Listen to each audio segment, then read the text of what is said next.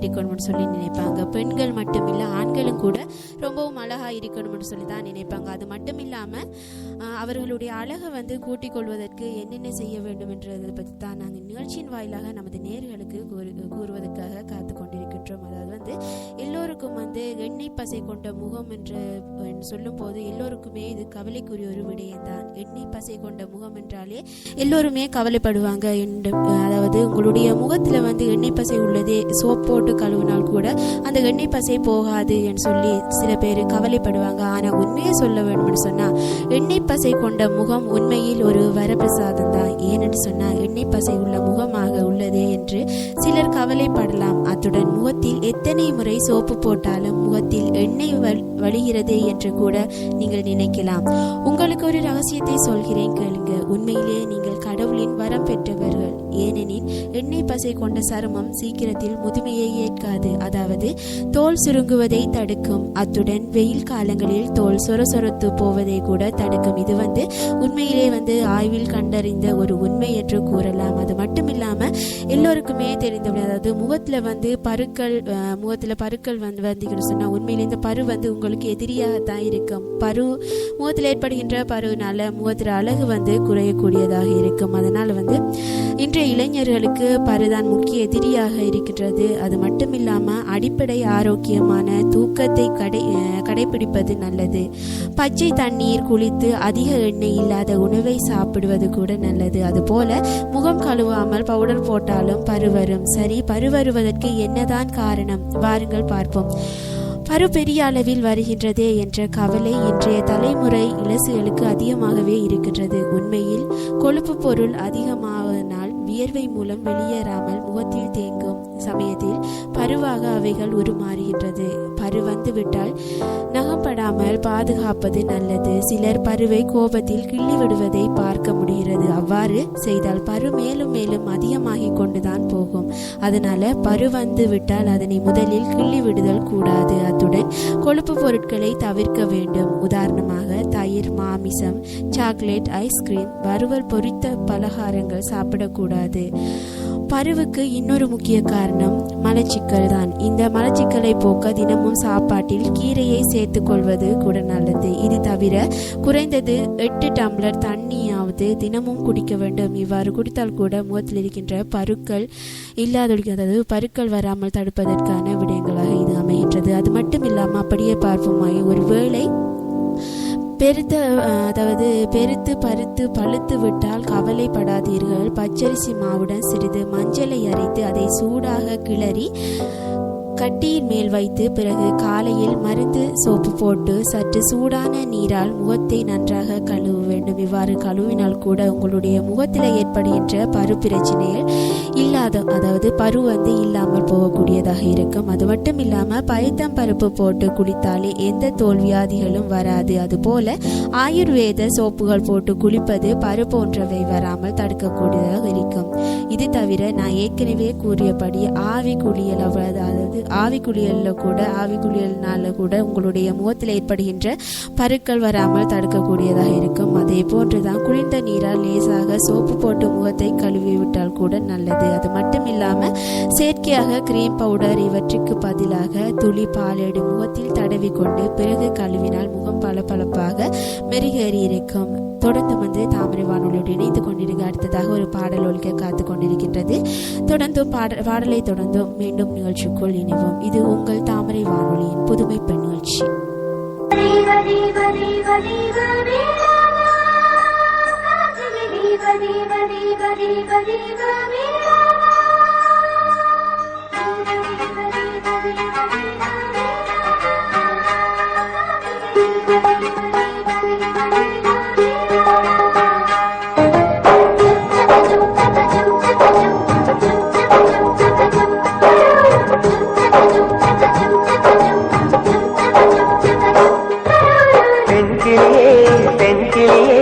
பாடுகிறேன் ஒரு பாட்டு, இது பாட்டு வரி பிடித்திருந்தால் சிறகால் பச்சை கொடி காட்டு.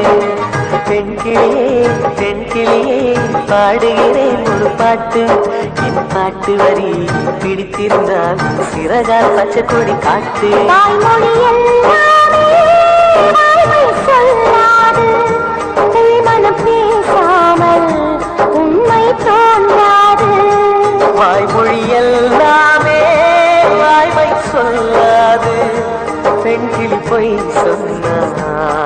கிளி தூங்காது. பாடுகிறேன் ஒரு பாட்டு, பாட்டு வரி புரிந்து கொண்டால் உன் பல்லவியை நீ மாற்று.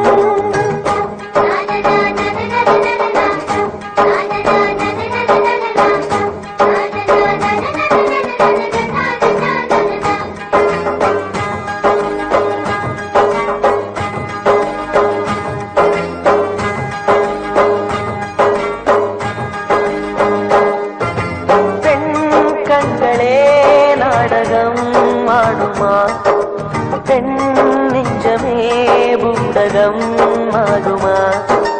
யார் சொல்லியும் பெண்மனம் கேட்குமா? கை தட்டினால் முத்துக்கள் பூக்குமா? விடை கேட்டே கேள்வி தந்தால் இது புதிரான புதிரல்லவா?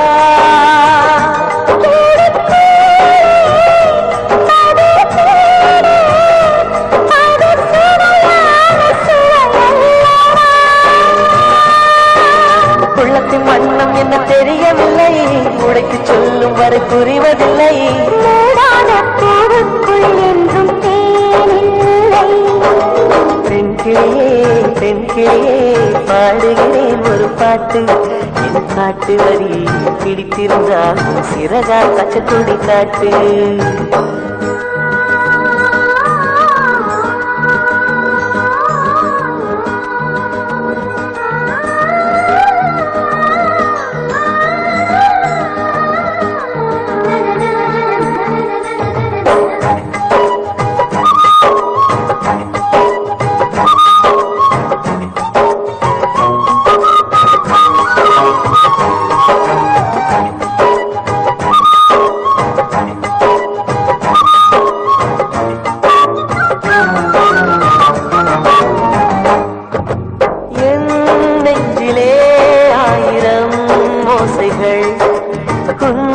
காதிலே கேட்கவே இல்லையா?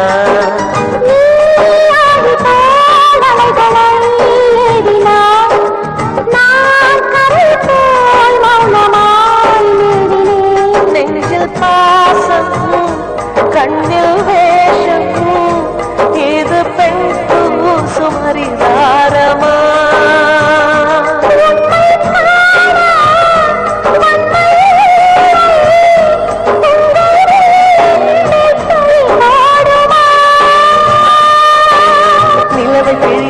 வலிமையுண்டு, உன் நெஞ்சை புரிவதற்கு வலிமை இல்லை. காதலி தேடாதே அங்கு நீ இல்லை. பாடுகிறேன் ஒரு பாட்டு, பாட்டு வரி புரிந்து கொண்டால் உன் பல்லவியை நீ மாற்று. பெண் கிளியே பெண் கிளியே பாடுகிறேன் ஒரு பாட்டு. என் பாட்டு வரி பிடித்திருந்தால் சிறகால் பச்சைக்கொடி காட்டு.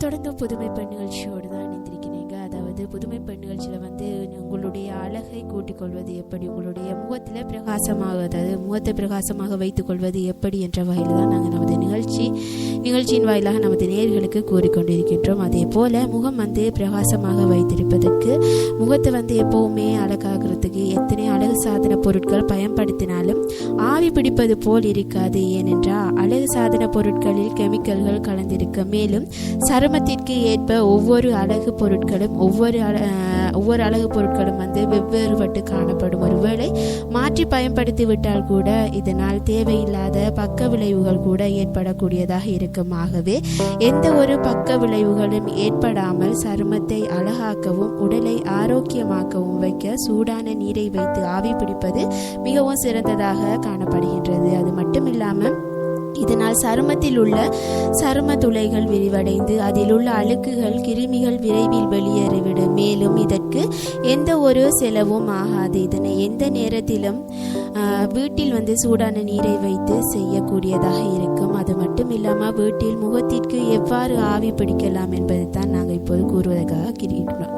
சூடான நீரை வைத்து ஒரு போர்வைக்குள் நீங்கள் உட்கார்ந்து அந்த நீரின் முன் முகத்தை வைத்து அதிலிருந்து வரும் ஆவி முகத்தில் படுபடி ஒரு 30 நிமிடம் உட்கார வேண்டும். என்ன நன்மை கிடைக்கின்றது இவ்வாறு செய்வதனால் என்பதை பார்ப்போம். முகத்தில் உள்ள அழுக்குகள் விரைவில் எளிதாக செல்வதற்கு இந்த முறை மிகவும் சிறந்தது. இதனால் எப்போது ஆவி பிடிக்கின்றோமோ அப்போது ஆவி பிடித்து முடித்ததும் முகத்தை சுத்தமான துணியால் துடைக்கும் போது முகத்தில் உள்ள இறந்த செல்கள் எளிதில் வந்துவிடும். அது மட்டுமில்லாமல் கரும்புள்ளிகள் மற்றும் வெள்ளை புள்ளிகளும் விரைவில் நீங்கிவிடும். அதற்கு 5 முதல் 10 நிமிடம் ஆவி பிடிக்க வேண்டும். இவ்வாறு பிடிப்பதனால் முகத்தில் இருக்கின்ற கரும்புள்ளிகள் எல்லாம் அகற்றக்கூடியதாக இருக்கும். அதே போன்று ஆவி பிடிப்பதனால் முகப்பருவுகள் கூட குறையக்கூடியதாக இருக்கும். மற்றொரு நன்மை என்னவென்றால் ஆவி பிடிப்பது முதுமை தோற்றத்தை தடுக்கும். எவ்வாறென்றால் சருமத்தில் அழுக்குகள் நீங்காமல் தங்கி விடுவதனால் தான் முகம் மிகவும் பளிச்சென்று இல்லாமல் முதுமை தோற்றத்தோடு காணப்படுகின்றது. அப்போது ஆவி பிடித்தால் அவை அந்த அழுக்குகளை நீக்கி பளிச்சென்று இளமை தோற்றத்தை தரக்கூடியதாகவும் இருக்கும். அதே போன்று பிம்பிள்ஸ் இருக்கும் போது முகத்தில் 4-5 நிமிடங்கள் ஆவி பிடிக்க வேண்டும். பின் 30 நிமிடம் ரிலாக்ஸாக இருந்து பின்னர் ஐஸ் கட்டினால் முகத்தை தேய்த்தால் முகத்தில் ஏற்படுகின்ற அந்த பருக்கள் வந்து உடைந்துவிடும். இதனால் ஒரே நாளில் முகத்தில் ஏற்படுகின்ற பருக்களை அழித்ததாவது அதை குறைத்து விடலாம் என்று கூட கூறலாம். அது மட்டும் இல்லாமல் ஆவி பிடிக்கும் போது முகத்தில் சரியாக இரத்த ஓட்டம் இருக்கும். மேலும் துளைகள் நன்கு எந்த ஒரு தொந்தரவும் இல்லாமல் சுவாசிக்கும். அதனால் சருமம் நன்கு அழகாக பொலிவோடும் இருக்கும். அது மட்டும் இல்லாமல் நேரம் இருக்கும் போது முகத்திற்கு ஆவி பிடித்து சோர்ந்து போன சருமத்தை புத்துணர்ச்சியுடனும் அழகாகவும் மாற்றக்கூடியதாக இருக்கின்றது. இந்த ஆவி பிடிப்பதனால் உண்மையிலேயே உங்களுடைய அழகை கூட்டிக் கொள்வதற்கு இந்த ஆவி பிடிக்கிற முறை கூட உண்மையிலேயே ரொம்பவும் நல்ல விடயமாக அமைகின்றது. அது மட்டும் இல்லாமல் சில பேருக்கு இந்த பருக்கள்னால் ஏற்படுகின்ற பிரச்சனைகள், நிறைய பேருக்கு இந்த பருக்கள்னால் நிறைய பிரச்சனைகள் ஏற்படுகின்றது. அது முகத்தில் இருக்கின்ற அழகு குறைந்து கொண்டே போகும். தன்னுடைய அழகை கூட்டிக் கொள்வதற்கு பல விதமான கிரீம்களை பாவித்து மென்மேலும் முகத்தில் இருக்கிற பருக்களை கூட்டிக்கொண்டே போகுமே ஒழிய அது குறைந்து போகாது. பல விதமான கிரீம்களை பாவிப்பதனால் இவ்வாறான பிரச்சனைகள் உங்களுக்கு வருகிறது. அதோடு முகத்தில் இருக்கிற பருக்களை போக்குவதற்கு சில டிப்ஸ்கள் நாங்கள் நமது நேர்களுக்கு கூற காத்து கொண்டிருக்கின்றோம். தேனுடன் சிறிது லவங்கப்பட்டை தூளை சேர்த்து முகத்தில் தடவலாம். கடுகை சிறிது தேனுடன் கலந்து முகத்தில் தடவலாம். அவ்வாறு தடவினால் முகப்பரு பிரச்சனை தீரக்கூடியதாக இருக்கும்.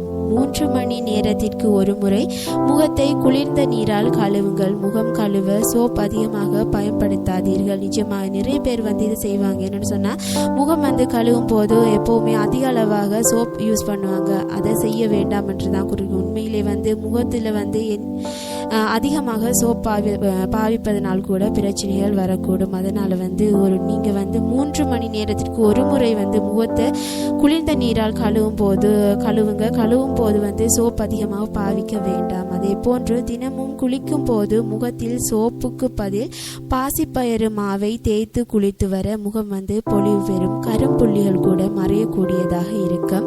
அது மட்டும் இல்லாமல் தக்காளி சாற்றினை முகத்தில் தடவி வர முகம் முகத்தில் ஏற்படுகின்ற பருக்கள் நீங்கி முகம் பிரகாசமான ஒரு முகமாக உங்களுக்கு அளிக்கக்கூடியதாக இருக்கும். அதே போன்று காய்ச்சாத பாலை முகத்தில் தடவி வர முகத்தில் ஏற்படுகின்ற பருக்களை குறைக்கக்கூடியதாக இருக்கின்றது.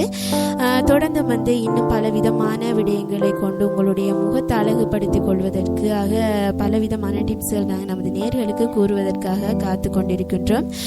தொடர்ந்து தாமரை வானொலியை புதுமை பெண் நிகழ்ச்சியோடு நீங்கள் இணைந்து கொண்டிருந்தீங்கன்னு சொன்னால் உங்களுக்கும் உங்களுடைய முகத்தை எவ்வாறு அழகுபடுத்திக் கொள்ள முடியும், எவ்வாறு உங்களுடைய முகத்தை இருப்பதையும் விட ரொம்பவும் அழகாக வைத்திருப்பது எப்படி என்ற வகையில் நாங்கள் நமது இந்த நிகழ்ச்சியின் வாயிலாக நமது நேர்களுக்கு கூற காத்து கொண்டிருக்கின்றோம் என்று கூறிக்கொண்டு தொடர்ந்து ஒரு பாடல் ஒலிக்க காத்து கொண்டிருக்கின்றது. பாடலை தொடர்ந்தும் நிகழ்ச்சிக்குள் செல்வோம்.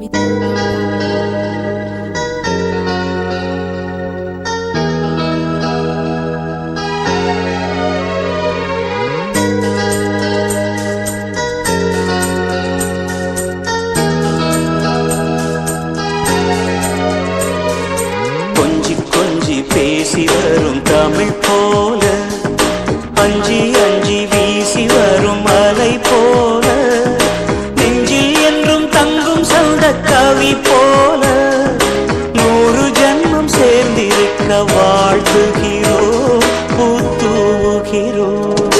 கொஞ்சி கொஞ்சி பேசி வரும் தமிழ் போல, அஞ்சி அஞ்சி வீசி வரும் அலை போல, நெஞ்சில் என்றும் தங்கும் சொந்த கவி போல, 100 ஜன்மம் சேர்ந்திருக்க வாழ்த்துகிறோம், பூத்துகிறோம்.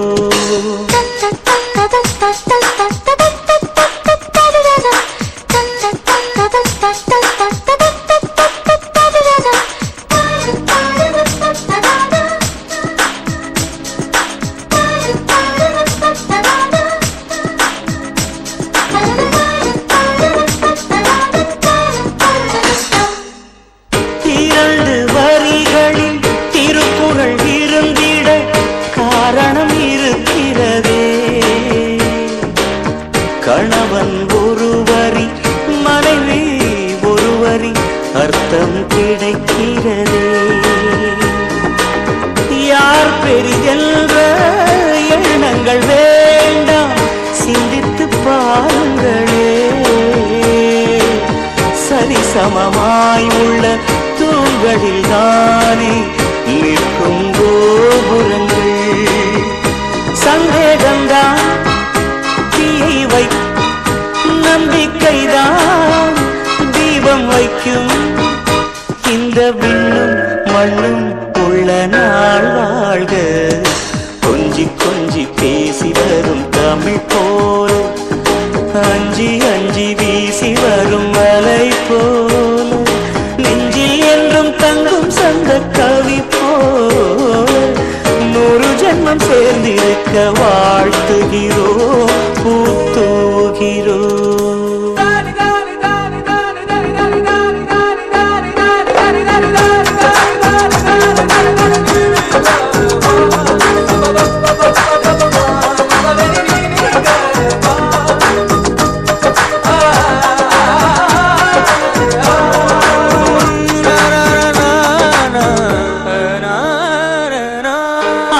அவர் எண்ணம் அவர் கொண்டு ஆதிக்கம் வேண்டாமே. ஒரு தனிப்பட்ட சுதந்திரம் இருவருக்கிடையில் அவசியம் இருக்கட்டுமே. ஒருவருக்கொருவர் பாசம் தந்து நண்பர்களாகுங்கள். ஒவ்வொரு நாளும் ஒரு முறை ஏனும் ஒன்றாய் உண்ணுங்கள். கொஞ்சம் நீங்கள் விட்டு தந்தால் சொர்க்கம் உங்கள் வீட்டை தட்டும். காலம் எல்லாம் உங்கள் நெஞ்சில் பூ பூக்கும். கொஞ்சி கொஞ்சி பேசி வரும் தமிழ் போல, அஞ்சி அஞ்சி வீசி வரும் மாலை போல, நெஞ்சில் என்றும் தங்கும் சொந்த கவி போல, 100 ஜன்மம் சேர்ந்திருக்க வாழ்த்துகிறோம், பூத்துகிறோம்.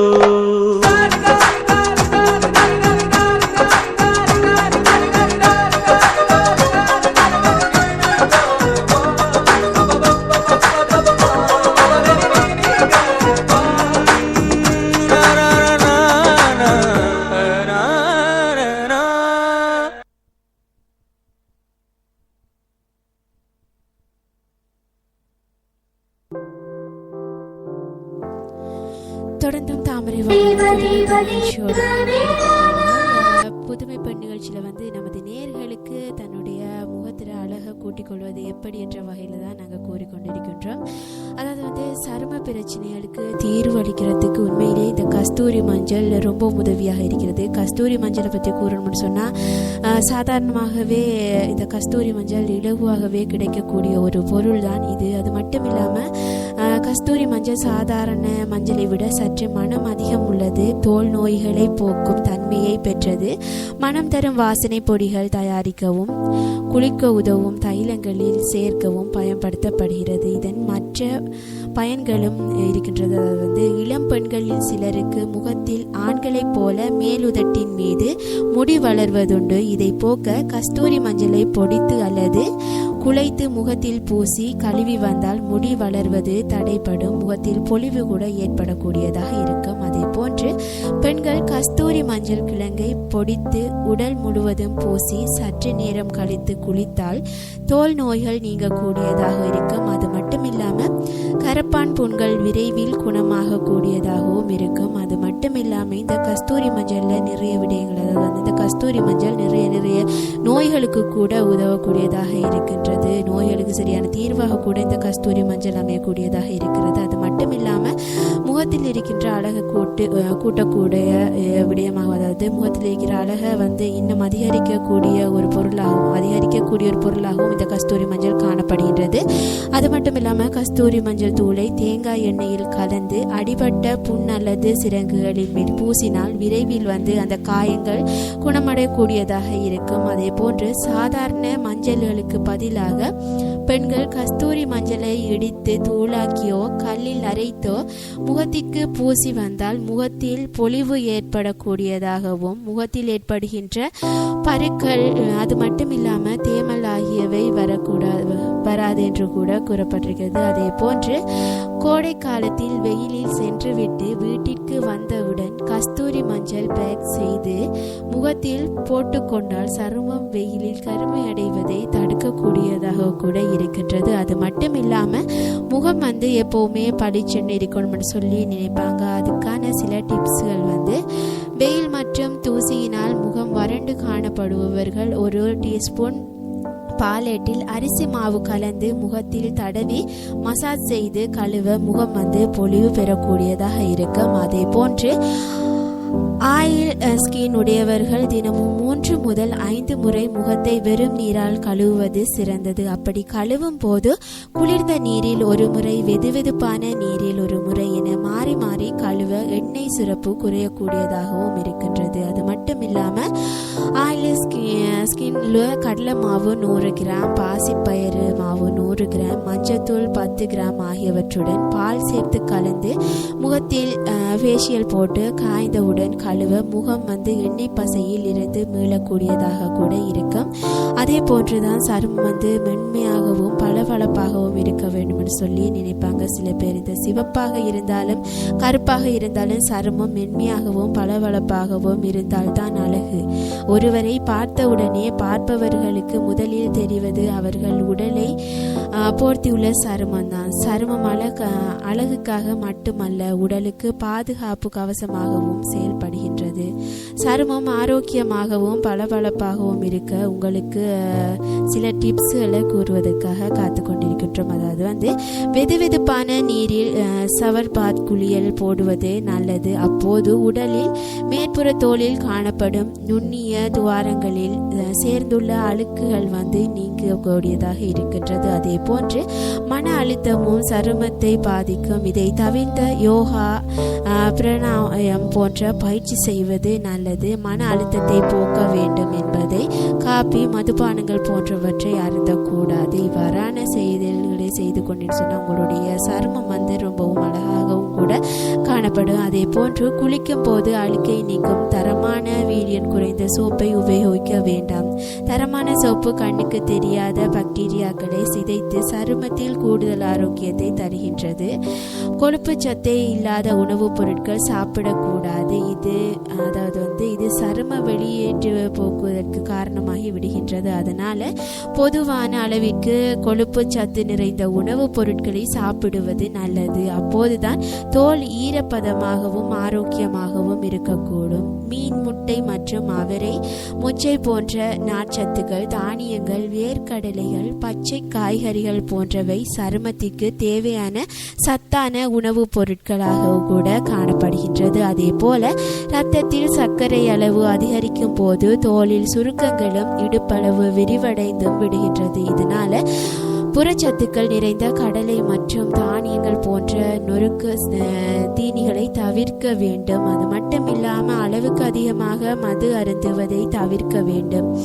மது முகத்தில் உள்ள மெல்லிய இரத்த நாளங்களை வலுவிழக்க செய்கின்றது. சருமத்திற்கு சிறந்த ஆன்டிஆக்சிடன்ஸாக பணிபுரியும் விட்டமின் ஏ சத்தை தோலில் இருந்து உறிஞ்சுகிறது. இதனால தோலில் சுருக்கங்கள் உண்டாகின்றன. இதை தவிர்க்க தினமும் 6 முதல் 8 டம்ளர் வரை நீர் அருந்துவது ரொம்பவும் நல்லதாக காணப்படுகின்றது. அதே போன்ற சருமம் இரவில் தான் புத்துணர்ச்சி அடைகின்றது. அதனால தினமும் கட்டாயமாக 8 மணி நேரம் தூங்க வேண்டும். நிச்சயமாக உங்களுக்கு உங்களுடைய சருமம் அழகாக தென்படணும் என்று நீங்க நினைச்சீங்கன்னா நிச்சயமாக உங்களுக்கு 8 மணி நேர தூக்கம் கட்டாயம் அவசியமாக காணப்படுகின்றது. அதே போன்று அழகாகவும் ஆரோக்கியமாகவும் இருக்கிறது. அதாவது சருமத்தில் வெள்ளை நிறத்தில் இருக்க வேண்டும், பொலிவாக அழகாக சருமம் இருக்க வேண்டும் என்பதை அனைவருடைய ஆசையாகவும் இருக்கின்றது. நிறத்தை நம்மால் மாற்ற முடியாது. ஆனால் சருமத்தை ஆரோக்கியமாக பராமரிப்பது மூலம் பொலிவான தோற்றத்தை பெற முடியும். கருப்போ சிவப்போ தோல் ஆரோக்கியமாக இருக்க வேண்டியது அவசியம். தோலில் ஏற்படுகின்ற சில முக்கியமான பிரச்சனைகளுக்கு பக்க விளைவுகள் இல்லாத எளிய தீர்வுகள் சித்த மருத்துவத்தில் உள்ளது. அதன் அடிப்படையில் சில சரும பிரச்சனைகளுக்கு அதற்கான தீர்வுகளை நாங்கள் நமது நேயர்களுக்கு தற்போது கூறுவதற்காக காத்து கொண்டிருக்கின்றோம். அதாவது முகப்பரு பதின் பருவத்தில் இரு பாலர்களுக்கு முகத்தில் பருக்கள் தோன்றும். ஹார்மோன் மாற்றங்களினால் தான் இவை ஏற்படுகின்றன. பருக்கள் தேவையற்ற கொழுப்பால் ஆனவை. உள்ளே சீழ்முளையுடன் வீக்கத்துடனும் காணப்படும். பருக்கள் உடைந்தால் இதில் உள்ள சலத்தால் சருமத்தில் பிற பகுதிகளுக்கு முகப்பரு பரவக்கூடியதாக இருக்கும். அது மட்டுமில்லாம பருக்கள் மறைந்த பின்னர் அந்த இடத்தில் கருநிற தழும்புகள் உண்டாகக்கூடியதாகவும் இருக்கும். அதே போன்று பருக்களை தவிர்ப்பதற்கு குளிர்ந்த சுத்தமான நீரில் முகத்தை அடிக்கடி கழுவுதல் வேண்டும். பருக்களை உடைக்க கூடாது. பருக்களை போக்க கருஞ்சீரகம் சீரகத்தை பசும்பாலில் அரைத்து முகத்தில் தடவலாம். சங்கை அரைத்து பூசலாம். புனகை அரைத்து பருவின் மீது பூசலாம். பச்சை காய்கறிகளின் கீரைகளை அதிக அளவில் உணவில் சேர்த்து கொள்ள வேண்டும். அதே போன்று பொதுவாக அளவு நீர் அருந்த வேண்டும். அளவாக நீர் அருந்தக்கூடியதாக இருக்க வேண்டும். அது மட்டுமில்லாம பருக்கள் முகம் முழுவதும் பாதிப்பை ஏற்படுத்தினால் வீட்டு வைத்தியம் செய்வதை தவிர்த்து மருத்துவரை அணுகி ஆலோசனை பெற வேண்டியது முக்கியமான விடயமாக கூட காணப்படுகின்றது. அதே போன்று சிலருக்கு முகப்பரு மறையும் போது முகத்தில் கரும்புள்ளிகள் ஏற்படுவது உண்டு. அதே போன்று இதை போக்குவதற்கு செய்ய வேண்டிய விடயங்கள் என்னன்னு சொன்னா, ரோஜா இதழுடன் பாதாம் பருப்பை ஊற வைத்து அரைத்து பூசலாம்.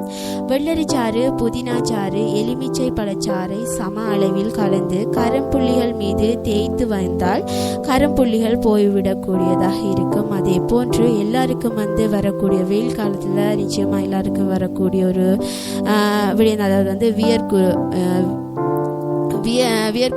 சொன்னால் உண்மையில் இந்த வெயில் காலத்தில் உடலில் வெப்பநிலை பராமரிக்க வியர்வையினால் வியர்க்கூறு ஏற்படுகின்றது. இது சாதாரணமாகவே சில நாட்களில் மறைந்துவிடும். அதுவே உடல் முழுவதும் ஏற்பட்டு அரிப்பை ஏற்படுத்தும் போது ரொம்பவும் பிரச்சனைக்கு உள்ளாகின்றோம். வியர்க்கூறுவை தவிர்ப்பதற்கு தினமும் 2 வேளை குளிக்க வேண்டும். பருத்தினால் ஆன ஆடைகளை அணிய வேண்டும். வியர்வை அதிகம் ஏற்படாத வகையில் பார்த்து கொள்ள வேண்டும். வியர்க்கூறுவை போக்க சந்தன ஊறல் நீரை பூசலாம். பதனி எனப்படும் பனை நீரால் முகத்தை கழுவ வேண்டும். இளநீர், நன்னாரி ஜூஸ், வெட்டிவேர், விளாமிச்சை வேர், குடிநீர் மற்றும் குளிர்ச்சி தரக்கூடிய உணவுப் பொருட்களை எடுத்துக்கொண்டால் கூட வியர்க்கூறு மறையக்கூடியதாக இருக்கும் என்று கூட கூறப்பட்டிருக்கிறது. தொடர்ந்து தாமரை வானொலியோடு இணைந்து கொண்டீங்கன்னு சொன்னால் உங்களுடைய முகத்தை அழகாக்கி கொள்வது எப்படி, அதாவது உங்களுடைய முகம் மட்டும் இல்லாமல் சருமங்களை கூட அழகாக்கி கொள்வது எப்படி என்ற வகையில் நாங்கள் நிகழ்ச்சியிலிருந்து நமது நேயர்களுக்கு கூறுவதற்கு காத்து கொண்டிருக்கின்றோம். தொடர்ந்து ஒரு பாடல் ஒலிக்க காத்து கொண்டிருக்கின்றது. பாடலை கேட்டுவிட்டு நிகழ்ச்சிக்குள் செல்வோம். இது உங்கள் தாமரை வானொலி புதுக்கோட்டை.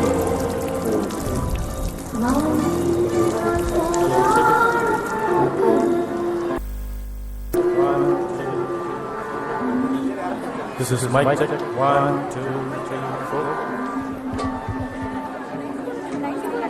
Hello. Mic check.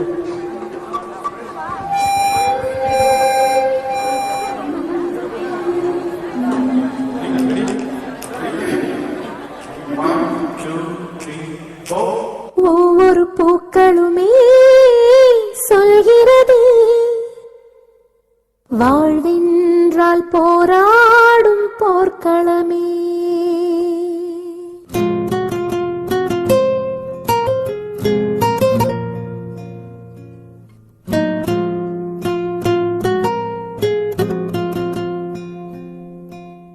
ஒவ்வொரு பூக்களுமே சொல்கிறதே,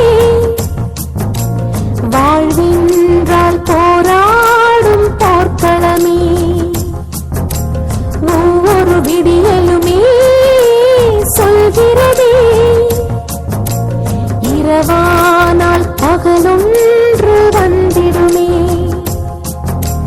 நம்பிக்கை என்பது வேண்டும் நம் வாழ்வில், லட்சியம் நிச்சயம் வெல்லும் ஒரு நாளில். மனமே ஓ மனமே நீ மாறிவிடு, மலையோ அது பனியோ நீ மோதிவிடு.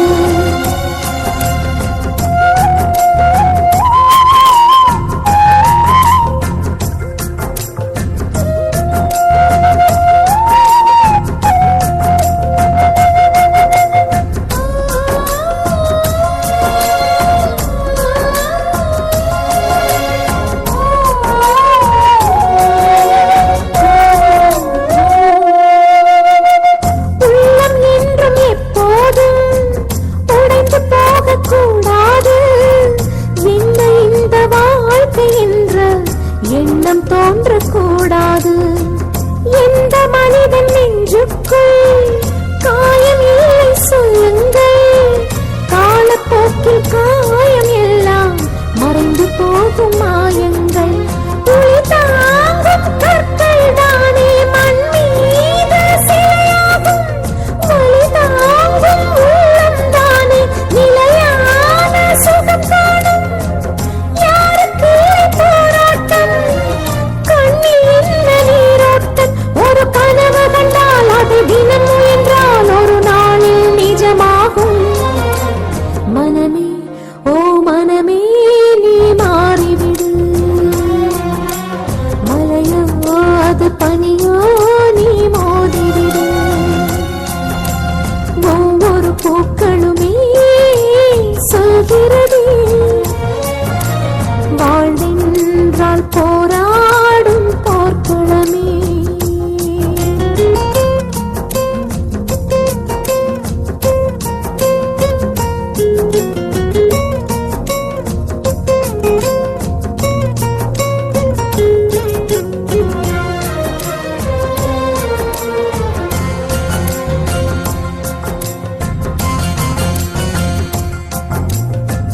வாழ்க்கை கவிதை வாசிப்போம், வானம் அளவை யோசிப்போம்.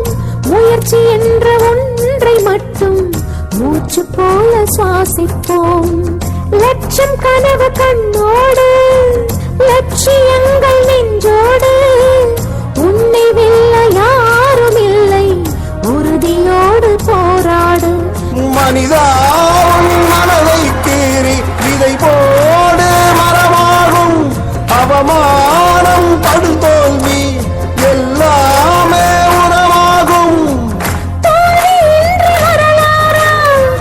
துக்கம் இல்லையின் தோழா, ஒரு முடிவிருந்தால் அது தெளிவிருந்தால் அந்த வானம் வசமாகும்.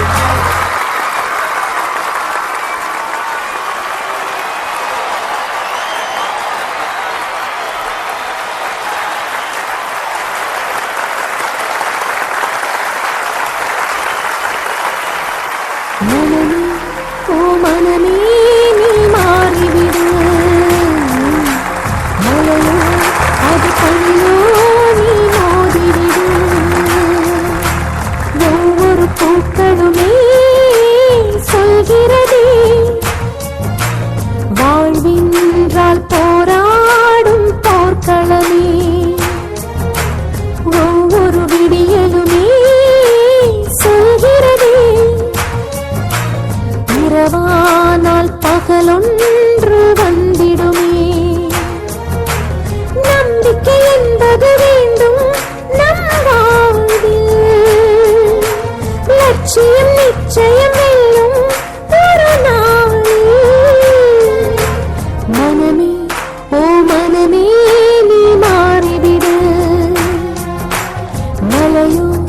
இப்போது பொறியோ நீ மோதிவிடு.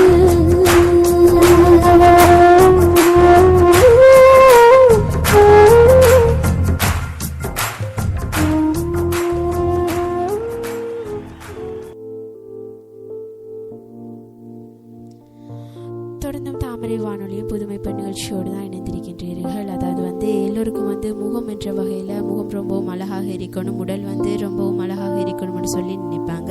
அந்த வகையில் உடலில் எந்த பாக அடிபட்டாலும் அதற்கு வருந்தி கண்ணீர் வடிவது கண்களில் இருந்து தான். அதாவது இந்த கண் ரொம்பவும் முக்கியமான ஒரு பாகமாக தான் காணப்படுகின்றது. மனித உடலில் ஜன்னல் தான் இந்த கண்கள் என்று கூட கூறலாம். உங்கள் கவலைகளை சந்தோஷத்தை பிரபலிக்கக்கூடிய கண்ணாடி என்று கூட இந்த கண்களை சொல்லலாம். அது மிகவும் ரொம்பவும் முக்கியமான ஒரு பாகமாக தான் இந்த கண் தென்படுகின்றது. இப்படிப்பட்ட கண்களை பராமரிக்கிறதுக்கு சில டிப்ஸ்கள் நமது நேயர்களுக்கு கூற காத்து கொண்டிருக்கின்றோம். கண்களில் பாதிப்பதில் முக்கிய பங்கு வகிப்பது சரியான தூக்கமின்மை.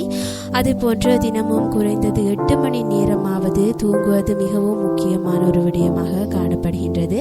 கல்சியம் விட்டமின்கள் நிறைந்த உணவுகளை சாப்பிடுவது கண்ணுக்கு ரொம்பவும் நல்லதாக காணப்படுகின்றது. அதே போன்று பால் உணவுகள், கீரை வகைகள், முட்டை, மஞ்சள், ஆரஞ்சு பழங்கள் மற்றும் காய்கள் கண்களில் அழகை பராமரிக்க முக்கிய பொருட்கள். போதிய அளவு தண்ணீர் அருந்த வேண்டும் என்று கூட கூறலாம். அதே போன்று கண்களில் தூசு விழுந்தால் கண்களை கசக்க கூடாது. தூய்மையான குளிர்ந்த நீரால் கண்களை கழுவ வேண்டும். கண்களில் எண்ணெய் விடுவது முதலிய செயல்கள் செய்யக்கூடாது. அதே போன்று கண் பிரச்சனைகளுக்கு உடனே நல்ல கண் மருத்துவரை அணுகுவது கூட ரொம்பவும் நல்லதாக இருக்கின்றது. இந்த காலத்தில் 1 வயது குழந்தைகள் கூட கண்ணாடி போட்டுக்கொள்ள நிலைமைக்கு தள்ளப்பட்டிருக்கிறாங்க. அதற்கு 2 காரணங்கள் பொதுவாக சொல்லக்கூடப்படுகிறது. அதாவது முதலாவது காரணமாக பிள்ளைகள் அதிக நேரத்தை படிப்பில் செலவு செய்கிறார்கள். எஞ்சிய நேரத்தில் டிவி பார்ப்பது போன்றவற்றில் செலவு செய்கிறார்கள். மேலும் இன்றைய காலகட்டத்தில் இயற்கை உணவுகளுக்கு நிறைய தட்டுப்பாடு வந்துவிட்டதால் பிள்ளைகளுக்கு தேவையான விட்டமின்கள் கிடைப்பதில்லை. அதிலும் குறிப்பாக விட்டமின் A, D ஆகிய விட்டமின்கள் வளரும் குழந்தைகளுக்கு மிகவும் முக்கியமான ஒரு விடயம். அவற்றை எந்தெந்த உணவுகளில் உள்ளது என்பதை பார்த்து குழந்தைகள் எடுத்துக்கொள்வது நல்லது. உதாரணமாக கீரை வகைகள், பப்பாளி, முட்டை, பால் ஆகியவற்றை வளரும் குழந்தைகள் அதிகம் எடுத்துக்கொள்ளுதல் நல்லது. அதே போன்று விட்டமின் D உடலில் அதிக அளவு உற்பத்தியாக அத்துடன் கண் பார்வை தெளிவடைய காலை வேளையில் சூரிய நமஸ்காரம் செய்வது கூட ரொம்பவும் நல்லதாக கருதப்படுகின்றது. அதே போன்றுதான் இந்த கண்களில் நிறைய பேருக்கு நிறைய பிரச்சனைகள் ஏற்படுகின்றது. இந்த கண் தொடர்பான பிரச்சனைகளுக்கு சரியான தீர்வு தான் நாங்கள் நிகழ்ச்சியின் வாயிலாக நமது நேயர்களுக்கு இப்போது கூறுவதற்காக காத்து கொண்டிருக்கின்றோம். அதாவது கண்களில் பொலிவு பெறுவதற்கு மற்றும் கண் பார்வை வளம் பெற தக்காளி பழத்தை வேக வைக்காமல் பச்சையாக உணவில் சேர்த்து கொள்ள வேண்டும். இவ்வாறு சேர்த்து கொண்டால் கண்களில் பொலிவு பெறக்கூடியதாக காணப்படும். அது மட்டும் இல்லாமல் திராட்சை பழம் கண்களுக்கு ஊட்டச்சத்து தருகின்ற ஒரு விடயமாக இருக்கின்றது. அதாவது ஊட்டச்சத்து குறைந்த அளவிலான கண்களுக்கு நிச்சயமாக திராட்சை பழங்கள் சாப்பிடுவதனால் கண்களுக்கு நல்ல ஒரு ஊட்டச்சத்து தருவதாக கூட இருக்கின்றது. அதே போல கண்கள் பளபளப்பாகவும் பொலிவுடனும் இருக்கிறதுக்கு தினமும் இரவில் கண் இமைகளில் விளக்கெண்ணெய் 1 அல்லது 2 சொட்டு விட்டு வர வேண்டும். இவ்வாறு செய்வதனால் கண்கள் பளபளப்பாகவும் பொலிவுடனும் இருக்கக்கூடியதாக இருக்கும். அதே போன்று 2 சொட்டு தூய்மையான தேங்காய் எண்ணெயை வாரம் 1 முறை கண்களில் விட்டு வர கண்கள் நன்கு பிரகாசமாக இருக்கும். அதே போன்று வெள்ளரிக்காயை அரைத்தோ அல்லது வட்ட வடிவில் நறுக்கியோ கண்களில் மீதும் கண்களை சுற்றி பேக் போட்டு வர கண்களில் குளிர்ச்சியும் பிரகாசமும் கிடைக்கக்கூடியதாக இருக்கும். அது மட்டும் இல்லாமல் கண்களில் இமைகளை சுற்றி ஏற்படும் கட்டியை கரைக்கிறதுக்கு துளசி இலைச்சாறை பூசி வர வேண்டும். இவ்வாறு செய்வதனால் கண்களை வளைத்தது கண் இமைகளை சுற்றி வருகின்ற கட்டிகளை கரைக்கக்கூடியதாக இருக்கும். அதே போன்று திரிபலா சூரணத்தை சாப்பிட்டு வந்தால் கண் பார்வை நன்றாக தெளிவாக தெரியக்கூடியதாக இருக்கும். அதே போன்று கண்களை தினமும் பன்னீரால் துடைத்து வர கண்கள் புது பொலிவு பெறக்கூடியதாகவும் இருக்கின்றது. அதே போன்ற வாரம் 2 முறை இரவில் 1 துளி சுத்தமான விளக்கெண்ணெயை கண்களில் விட்டு வந்தால் கண்கள் குளிர்ச்சி குளிர்ச்சி பெறக்கூடியதாக இருக்கும். அதாவது வந்து கண்ணில் வந்து கண் சூட்டை வந்து குறைக்கக்கூடியதாக இருக்கின்றது. அதே போன்று திரிவலா சூரணத்தை ஒரு சிட்டிகை அளவு எடுத்து ஒரு கப் நீரில் கலந்து அந்த நீரை கொண்டு காலையில் கண்களை கழுவி வந்தால் கண்கள் நன்றாக ஒளி வீசக்கூடியதாகவும் இருக்கும். கண் பார்வை வந்து தெளிவடையக்கூடியதாகவும் காணப்படுகின்றது. அது மட்டும் இல்லாமல் கண் எரிச்சல் மற்றும் கண் சிவப்பு தன்மையை குறைப்பதற்கு நல்லெண்ணெயை நன்றாக புகை வரும்படி காய்ச்சி அந்த எண்ணெயை கொண்டு கண்களில் மேலும் கண்களை சுற்றியும் தேய்த்து கழுவி வந்தால் கண் எரிச்சல் மற்றும் கண் சிவப்பும் மறையக்கூடியதாக இருக்கின்றது. அதே போன்று ரஸ்தாளி வாழைப்பழம் கண்ணிற்கு உடல் வலுவிற்கு ரொம்பவும் நல்லதொரு விடயமாக காணப்படுகின்றது. அது மட்டும் இல்லாமல் பொன்னாங்கண்ணி இலையை காலையில் மென்று தின்று பால் பருகி வர கண் பார்வை தெளிவடையக்கூடியதாக கூட இருக்கின்றது. அதே போன்று ஒரு கரண்டி சீரகத்தூள் செய்து நல்லெண்ணெயில் காய்ச்சி தலைமொழி வர கண் நோய் வந்து குணமாக கூடியதாகவும் கண் பிரகாசமாக அடையக்கூடியதாகவும் காணப்படுகின்றது. அதே போன்று சுண்டு விரல் நுனியால் பெருவிரல் நுனியை அழித்து பிடிக்க கிடைக்கும் பிராண முத்திரையினால் கண்கள் வந்து ஒளி பெருகக்கூடியதாக கூட காணப்படும். அதே போன்று தினமும் அரைக்கீரை சாப்பிட்டு வர உடல் குளிர்ச்சி அடையக்கூடியதாகவும் கண்ணெரிச்சல் நீங்கக்கூடியதாகவும் காணப்படுகின்றது. அது மட்டும் இல்லாமல் நந்தியாவட்டை பூவால் ஒத்தடம் கொடுக்க கண் எரிச்சல் தீரக்கூடியதாக இருக்கும். அதே போன்று துளை விதை அரச விதை அரைத்து காய வைத்து சாப்பிட கண் சூடு குறையக்கூடியதாக இருக்கும். அது மட்டும் இல்லாமல் சூரிய உதயத்திற்கு முன்பாக எழுந்து கொள்ள கண்கள் வந்து ஒளி பெருகக்கூடியதாகவும் அதாவது பொலிவான கண்கள் கூட கிடைக்கக்கூடியதாக இருக்கும். அது மட்டும் இல்லாமல் முருங்கைக்கீரை சாப்பிட கண் நோய் தீரக்கூடியதாகவும் இருக்கும். பச்சை வாழைப்பழ குளிர்ச்சியை கொடுக்கக்கூடியதாகவும் காணப்படும். அது மட்டும் இல்லாமல் கண்கள் ஒளி பெறுவதற்கு நேந்திர மூலி அதிமதுரம் தூள் இவைகளை சாப்பிட்டு வந்தால் பலன் கிடைக்கக்கூடியதாக இருக்கும். இதே போன்று பலவிதமான அதாவது இந்த கண்களுக்கு வந்து பலவிதமான விடயங்கள் இருக்குது. கண்கள் நிறைய பிரச்சனைகள் ஏற்படுகின்றது. பிரச்சனைகளுக்கு சரியான தீர்வுகள் வந்து கண்ணுக்கு வந்து என்னென்ன விடயங்கள் செய்து கொண்டால் கண்ணில் ஏற்படுகின்ற பிரச்சனைகளை தீர்த்து கொள்ள முடியும் என்ற வகையில் தான் நமது நேயர்களுக்கு நாங்கள் இந்நிகழ்ச்சியின் மூலமாக நமது நேயர்களுக்கு கூறிக்கொண்டிருக்கின்றோம். அதே போல் வந்து திருநீற்று பச்சிலையை சாற்றில் சங்கை நன்றாக உரைத்து பூசினால் கண்ணில் ஏற்படுகின்ற கண் கட்டி குறையக்கூடியதாக கூட இருக்கின்றது. அதே போன்றுதான் இன்னும் வந்து உங்களுடைய முகத்தில் ஏற்படுகின்ற பருகள், அதே போன்று முகத்தில் ஏற்படுகின்ற கருமை நிறம், அதே போல முகத்தில் பொலிவற்ற முகத்திற்கு வந்து செய்ய வேண்டிய விடயங்களை கூட அதாவது அதற்கான செய்ய வேண்டிய டிப்ஸ்களை கூட நாங்கள் நமது நேயர்களுக்கு கூறியிருக்கின்றோம். அதே போன்று அடுத்ததாக வந்து சமையல் குறிப்புகளை கூட கூறுவதற்கு காத்து கொண்டிருக்கின்றோம். தொடர்ந்து வந்து தாமரை வானொலியோடு இணைந்து கொண்டிருங்க. அடுத்ததாக ஒரு பாடல் ஒலிக்க காத்து கொண்டிருக்கின்றது. பாடலை கேட்டுவிட்டு நிகழ்ச்சிக்கு செல்வோம். இது உங்கள் தாமரை வானொலியின் புதுமை பெண் நிகழ்ச்சி.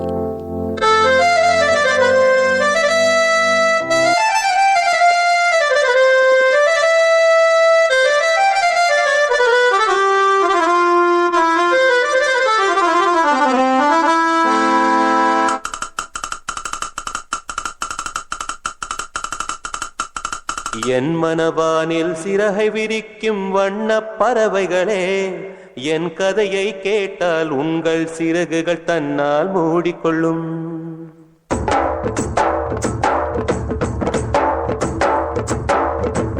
என் மனவானில் சிறகை விரிக்கும் வண்ணப் பறவைகளே, என் கதையை கேட்டால் உங்கள் சிறகுகள் தன்னால் மூடிக்கொள்ளும்.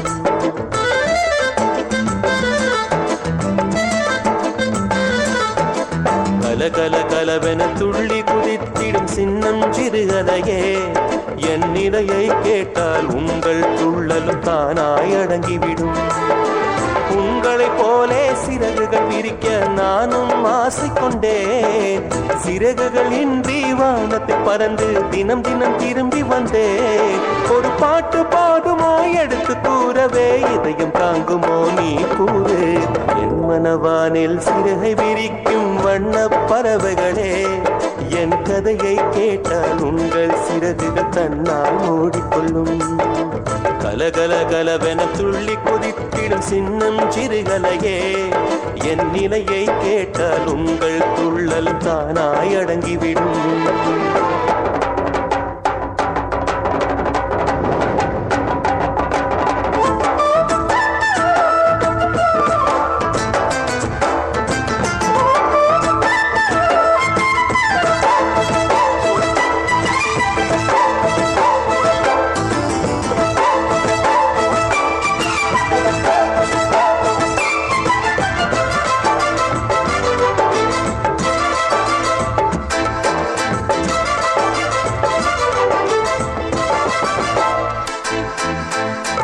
இறைவனிடம் வரங்கள் கேட்டேன், ஸ்வரங்களை அவனே கொடுத்தான். மனிதரில் இதை யாரும் அறிவாரோ? நான் பாடும் பாடல் எல்லாம் நான் பட்ட பாடே அன்றோ? பூமியில் இதை யாரும் உணர்வாரோ? மனதிலே மாளிகை வாசம், கிடைத்ததோ மரநிழல் நேசம். எதற்கும் நான் கலங்கியதில்லை இங்கே. ராகம் உண்டு, தாளம் உண்டு, என்னை நானே தட்டிக் கொள்வேன். என் நெஞ்சில் உண்மை உண்டு, வேறென்ன வேண்டும்? என் மனவானில் சிறகை விரிக்கும் வண்ணப் பறவைகளே, என் கதையை கேட்டால் உங்கள் சிறகுகள் தன்னால் ஓடிக்கொள்ளும். கலகல கலவென துள்ளி குதித்திடும் சின்னம் சிறுகலையே, என் நிலையை கேட்டால் உங்கள் துள்ளல் தானாய் அடங்கிவிடும்.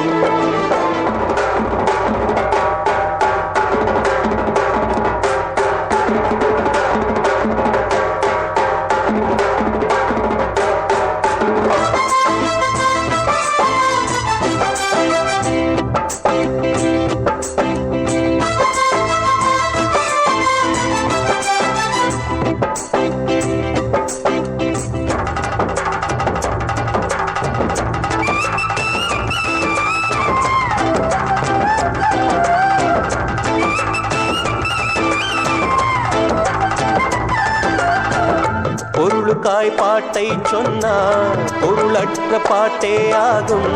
பாடினேன் அதை நாடும் நாடும்.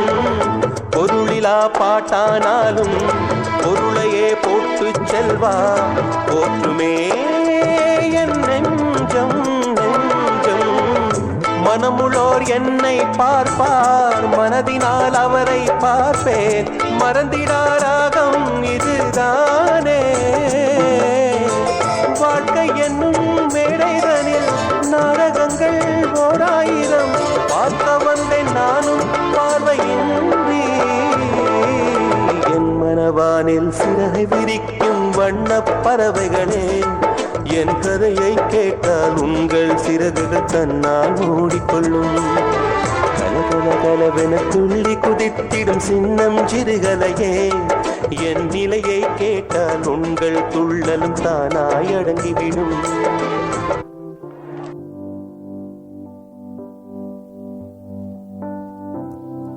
தொடர்ந்தும் தாமரை வானொலி புதுமை பெண் நிகழ்ச்சியோடு தான் இணைந்திருக்கின்றீர்கள். அதாவது வந்து அழகு குறிப்புகள் பகுதிகளை நமது நேயர்களுக்கு தற்போது கூறிவிட்டு வந்திருக்கின்றோம். அதே போன்று அடுத்ததாக வந்து சமையல் குறிப்பு பகுதிகளை தான் நாங்கள் இப்போது பார்ப்பதற்காக இருக்கின்றோம்.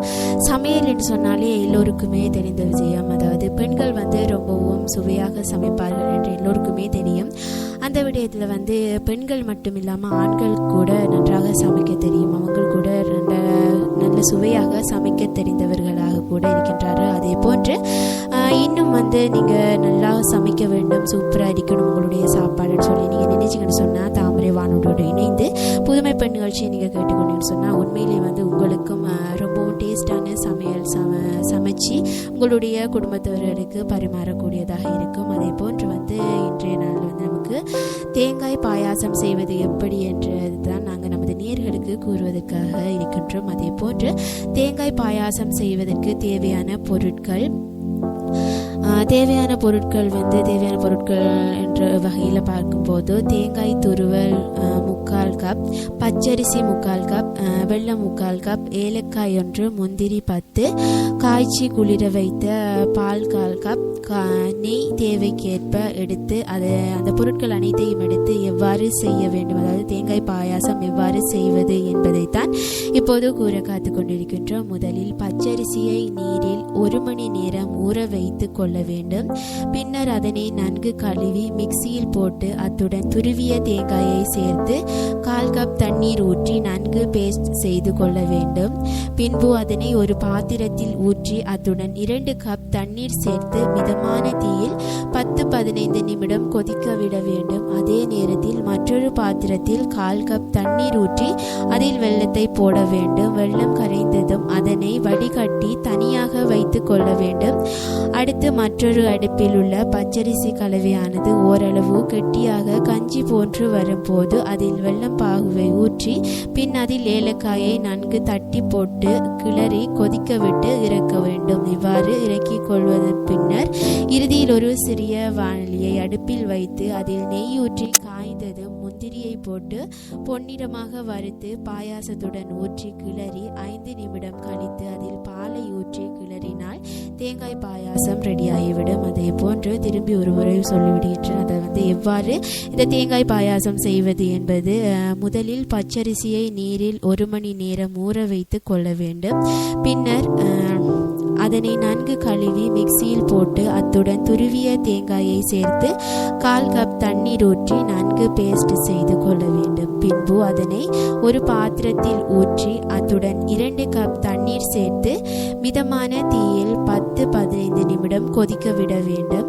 அதே நேரத்தில் மற்றொரு பாத்திரத்தில் 1/4 கப் தண்ணீர் ஊற்றி அதில் வெல்லத்தை போட வேண்டும். வெல்லம் கரைந்ததும் அதனை வடிகட்டி தனியாக வைத்து கொள்ள வேண்டும். அடுத்து மற்றொரு அடுப்பில் உள்ள பச்சரிசி கலவையானது ஓரளவு கெட்டியாக கஞ்சி போன்று வரும்போது அதில் வெள்ளப்பாகுவை ஊற்றி பின் அதில் ஏலக்காயை நன்கு தட்டி போட்டு கிளறி கொதிக்க விட்டு இறக்கி கொள்ள வேண்டும். இறுதியில் ஒரு சிறிய வாணலியை அடுப்பில் வைத்து அதில் நெய் ஊற்றி காய்ந்ததும் முந்திரியை போட்டு பொன்னிறமாக வறுத்து பாயாசத்துடன் ஊற்றி கிளற வேண்டும். 5 நிமிடம் கழித்து அதில் பாலை ஊற்றி கிளறினால் தேங்காய் பாயாசம் ரெடியாகிவிடும். அதே போன்றுதான் எல்லாருக்குமே தெரிந்த விடயம்தான் இந்த தேங்காயை கொண்டு எவ்வாறான சமையல்கள் செய்ய வேண்டும் என்ற வகையில் தான் நாங்கள் நமது நேயர்களுக்கு கூறிக்கொண்டிருக்கின்றோம். அதே போல தேங்காய் மிட்டாய் செய்வது எப்படி என்பதை பார்ப்போம். தேங்காய் மிட்டாய் செய்வதற்கு தேவையான பொருட்கள்: சர்க்கரை 3/4 கப், தேங்காய் துருவல் 1 கப், நெய் தேவைக்கேற்ப, முந்திரி 6, ஏலக்காய் 3. மறுபடியும் தேவையான பொருட்களை கூறுகின்றேன். சர்க்கரை 3/4 கப், தேங்காய் துருவல் 1 கப், நெய் தேவைக்கேற்ப, முந்திரி 6, ஏலக்காய் 3.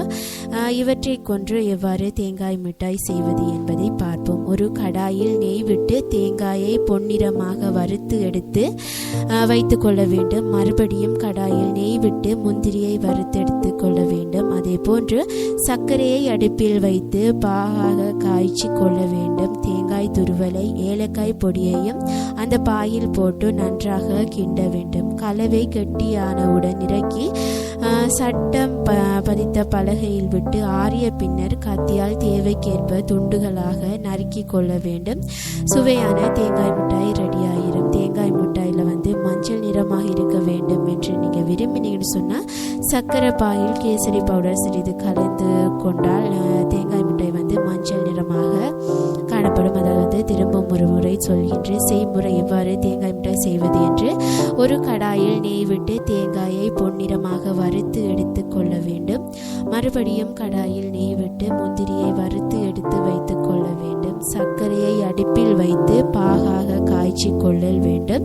தேங்காய் துருவலை ஏலக்காய் பொடியையும் அதில் பாகில் போட்டு நன்றாக கிண்ட வேண்டும். கலவை கெட்டியானவுடன் இறக்கி சட்ட பதித்த பலகையில் விட்டு ஆறிய பின்னர் கத்தியால் தேவைக்கேற்ப துண்டுகளாக நறுக்கி கொள்ள வேண்டும். சுவையான தேங்காய் மிட்டாய் ரெடியாகிவிடும். தொடர்ந்து தாமரை வானொலியோடு இணைந்து கொண்டிருங்க. அதாவது இன்னும் பலவிதமான சமையல் குறிப்பு எவ்வாறு செய்வது என நமது நேயர்களுக்கு கூற காத்து கொண்டிருக்கின்றோம். தொடர்ந்து ஒரு பாடல் ஒழிக்க காத்து கொண்டிருக்கிறது. பாடலை கேட்டுவிட்டு நிகழ்ச்சிக்குள் செல்வோம். இது உங்கள் தாமரை வானொலியின் புதுமை பெண்.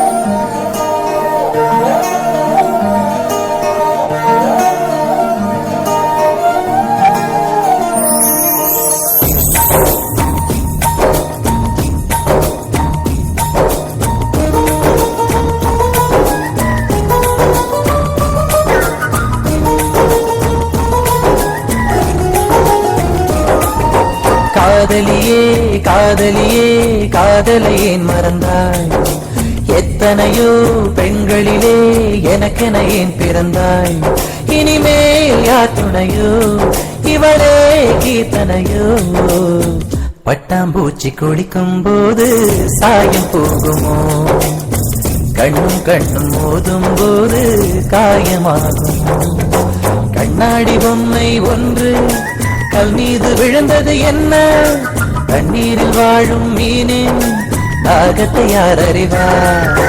காதலியே காதலியே காதலை ஏன் மறந்தாய்?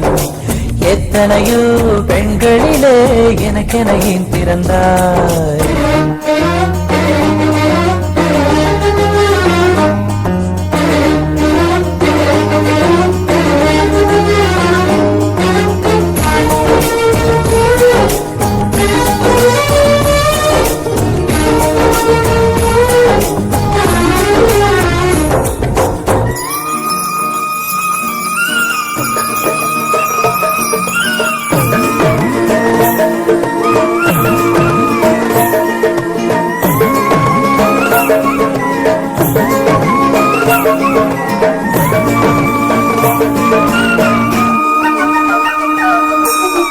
உள்ளங்கையில் தேடி பார்த்தேன், நாயுள் ரேகை இல்லையே. கனவு மட்டும் எனக்கு உண்டு, கண்ணை காணவில்லையே. கடற்கரை மணலில் எல்லாம் காதல் ஜோடி கால் தடம். எந்த பாதம் எங்கே வைப்பேன் வந்து சொல்வாய் என்னிடம்? ஒரு வீணை கைகளில் கொடுத்து என் விரல்களையே நடி பறித்து விட்டாய். ஒரு காதல் நாடகம் நடத்தி அடி நீ இறையிட்டு மறைத்தாய். கண்ணாடி பொம்மை ஒன்று கல் மீது விழுந்தது என்ன? தண்ணீரில் வாழும் மீனின் தாகத்தை யார் அறிவார்?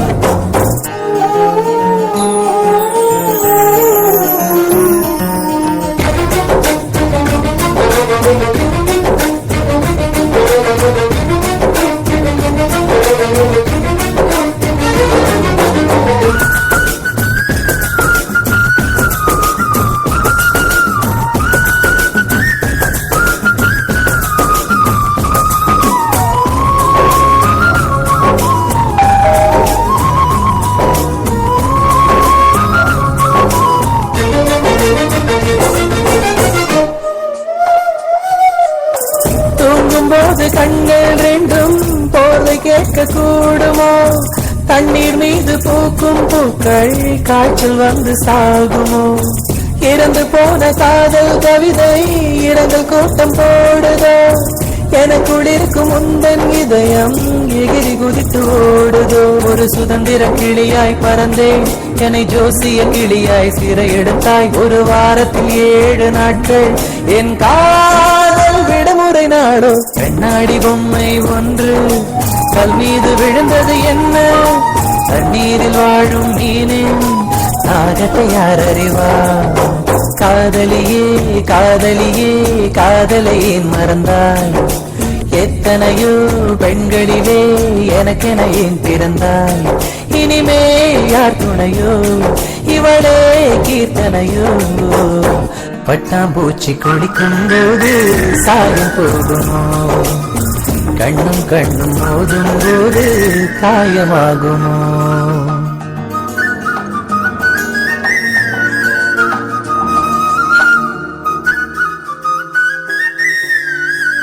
தொடர்ந்து தாமரை வானொலியின் புதுமை பெண் நிகழ்ச்சியோடு தான் இணைந்திருக்கின்றீங்க. அதாவது வந்து புதுமை பெண் நிகழ்ச்சியில் வந்து சமையல் செய்வது எப்படி என்ற வகையில் தான் நாங்கள் நமது நேயர்களுக்கு கூறிக்கொண்டிருக்கின்றோம். உண்மையிலேயே வந்து இவ்வாறான சமையல் செய்வது உண்மையிலே சுலபமான ஒரு விஷயம்தான். இந்த சமையல்ன்றது எல்லோராலையும் சமைக்க முடியும், சமைக்க வேண்டும் சொல்லி நீங்கள் நினைச்சிங்கன்னு சொன்னால் தாமரை வானொலியும் கேட்டு பாருங்கள்.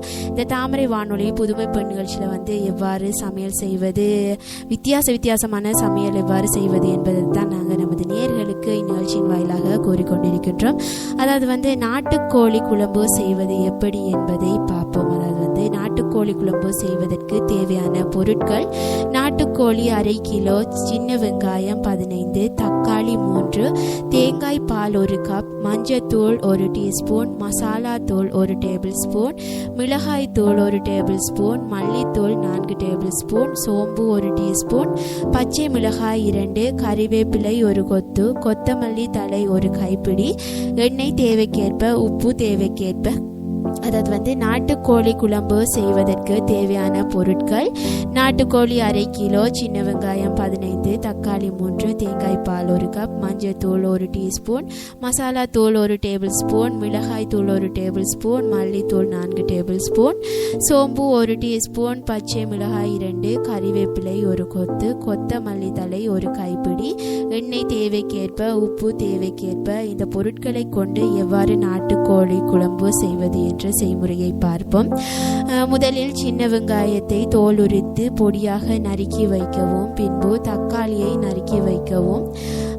வானிலில் 3 டேபிள் ஸ்பூன் எண்ணெய் ஊற்றி காய்ந்ததும் சோம்பு, கறிவேப்பிலை போட்டு தாளித்தெடுக்கவும். அத்துடன் பாதி அளவு வெங்காயம் சேர்த்து வதக்கி எடுக்கவும். வதக்கிய பின்னர் வெங்காயம் நன்றாக வதங்கியதும் அதனுடன் மிளகாய் தூள், மல்லித்தூள் சேர்த்து நன்றாக வதக்கி எடுக்கவும். வதக்கிய பின்பு அவற்றை ஆற வைத்து மிக்சியில் மசாலாவாக நன்கு அரைத்து கொள்ளவும். பின்பு நாட்டுக்கோழியை நன்றாக கழுவி சிறிய துண்டுகளாக வெட்டி வைத்து கொள்ளவும். குக்கரில் 4 டேபிள் ஸ்பூன் எண்ணெய் ஊற்றி காய்ந்ததும் மீதமுள்ள வெங்காயம், பச்சை மிளகாய், கறிவேப்பிலை சேர்த்து வதக்கி எடுக்கவும். அத்துடன் தக்காளி சேர்த்து நன்கு வதக்கி பின்பு மஞ்சள்தூள், குழம்பு மசாலா சேர்த்து வதக்கி எடுக்கவும். பின்பு நன்கு வதங்கிய பின்பு சிறிய துண்டுகளாக வெட்டி வைத்த கோழியை சேர்த்து நன்றாக கிளறி தேவையான அளவு உப்பு சேர்த்து நன்கு வதக்கி எடுக்கவும். சிறிது நேரம் விசில் போடாமல் மூடி வைக்க வேண்டும். 5 நிமிடம் கழித்து குக்கரை திறந்து அரைத்து வைத்த மசாலாவை அதனுடன் சேர்த்து கிளறி எடுக்கவும். பின்பு அத்துடன் தேங்காய் பால் சேர்த்து குக்கரை மூடி போட்டு விசில் விடவும். நாட்டுக்கோழி என்பதனால் 5 விசில் வரை விடலாம். அப்போதுதான் நன்றாக வெந்து சாப்பிட சுவையாக இருக்கக்கூடும். அதே போன்று விசில் இறங்கிய பிறகு கொத்தமல்லி தழை தூவி இறக்கி விடவும். காரசாரமான நாட்டுக்கோழி குழம்பு தயாராகிவிடும். அதே போன்று இன்னும் ஒரு முறை கூறிவிடுகிறேன் எவ்வாறு நாட்டுக்கோழி குழம்பு செய்வது என்று. சின்ன வெங்காயத்தை தோல் உரித்து பொடியாக நறுக்கி வைக்கவும். பின்பு தக்காளியை நறுக்கி வைக்கவும்.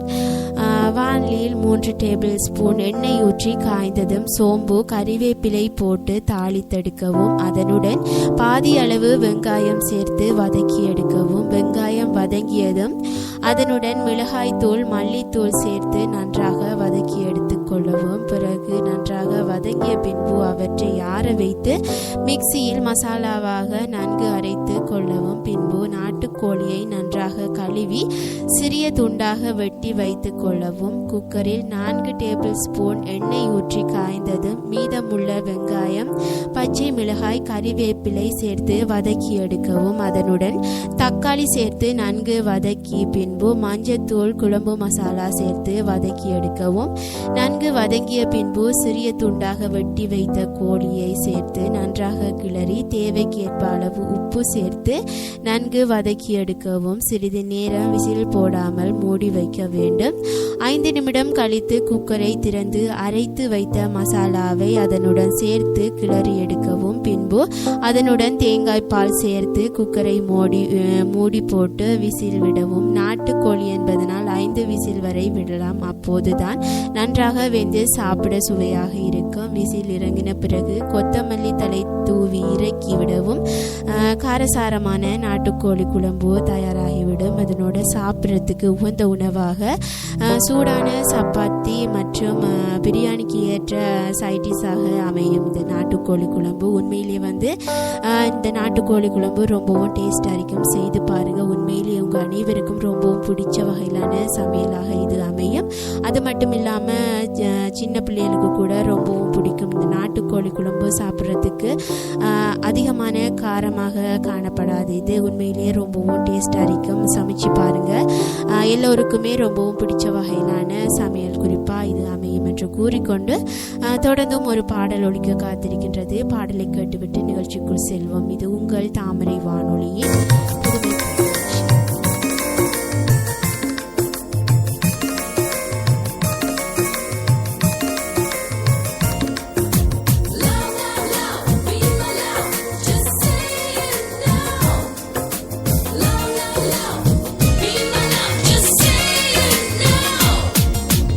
ஒரு முறை பிறந்தேன், ஒரு முறை பிறந்தேன், உனக்கென உயிரையும் நான் கொடுப்பேன்.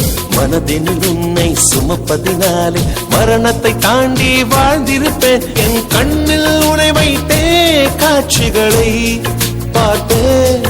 ஒரு நிமிடம் உனை மறக்க முயன்றதிலே தோற்றேன்.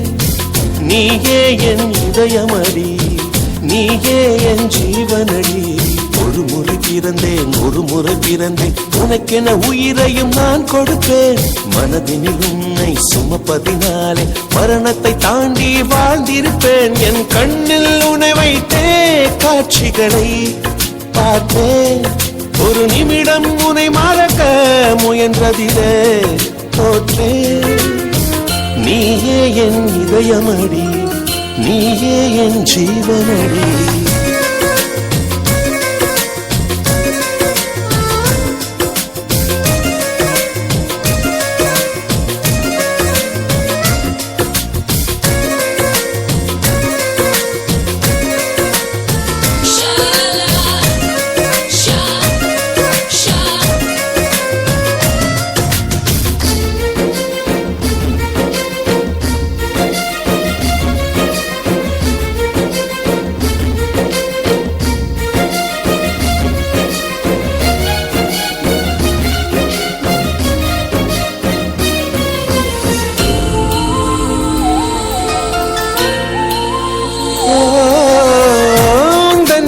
மீதிலே துளி வேர்வை வரலாகுமா? சின்னதாக நீ தான் முகம் சுழித்தால் மனம் தாங்குமா? உன் கண்ணிலே துளி நீரையும் நீ சிந்தவும் விடமாட்டேன். உன் நிழலையும் கரை மீதிலே நடமாடவும் விடமாட்டேன்.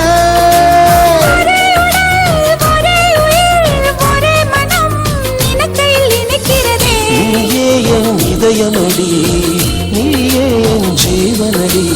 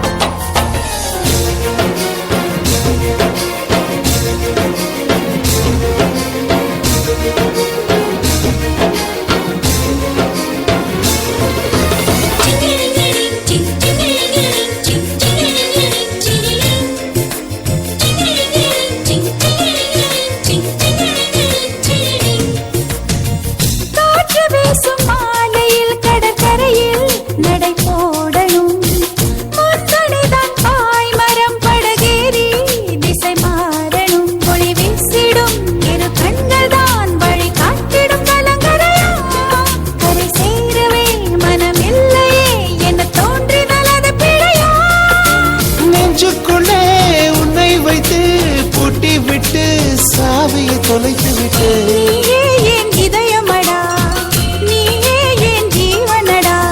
ஒரு முறை பிறந்தேன், ஒரு முறை பிறந்தேன், உனக்கென உயிரையும் நான் கொடுப்பேன். மனதினில் உன்னை சுமப்பதினாலே மரணத்தை தாண்டி வாழ்ந்திருப்பேன். என் கண்ணில் உன்னை வைத்து காட்சிகளை பார்ப்பேன். ஒரு நிமிடம் உன்னை மறக்க முயன்றதிலே தோற்றேன். நீயே என் இதயமடா, நீயே என் ஜீவனடா.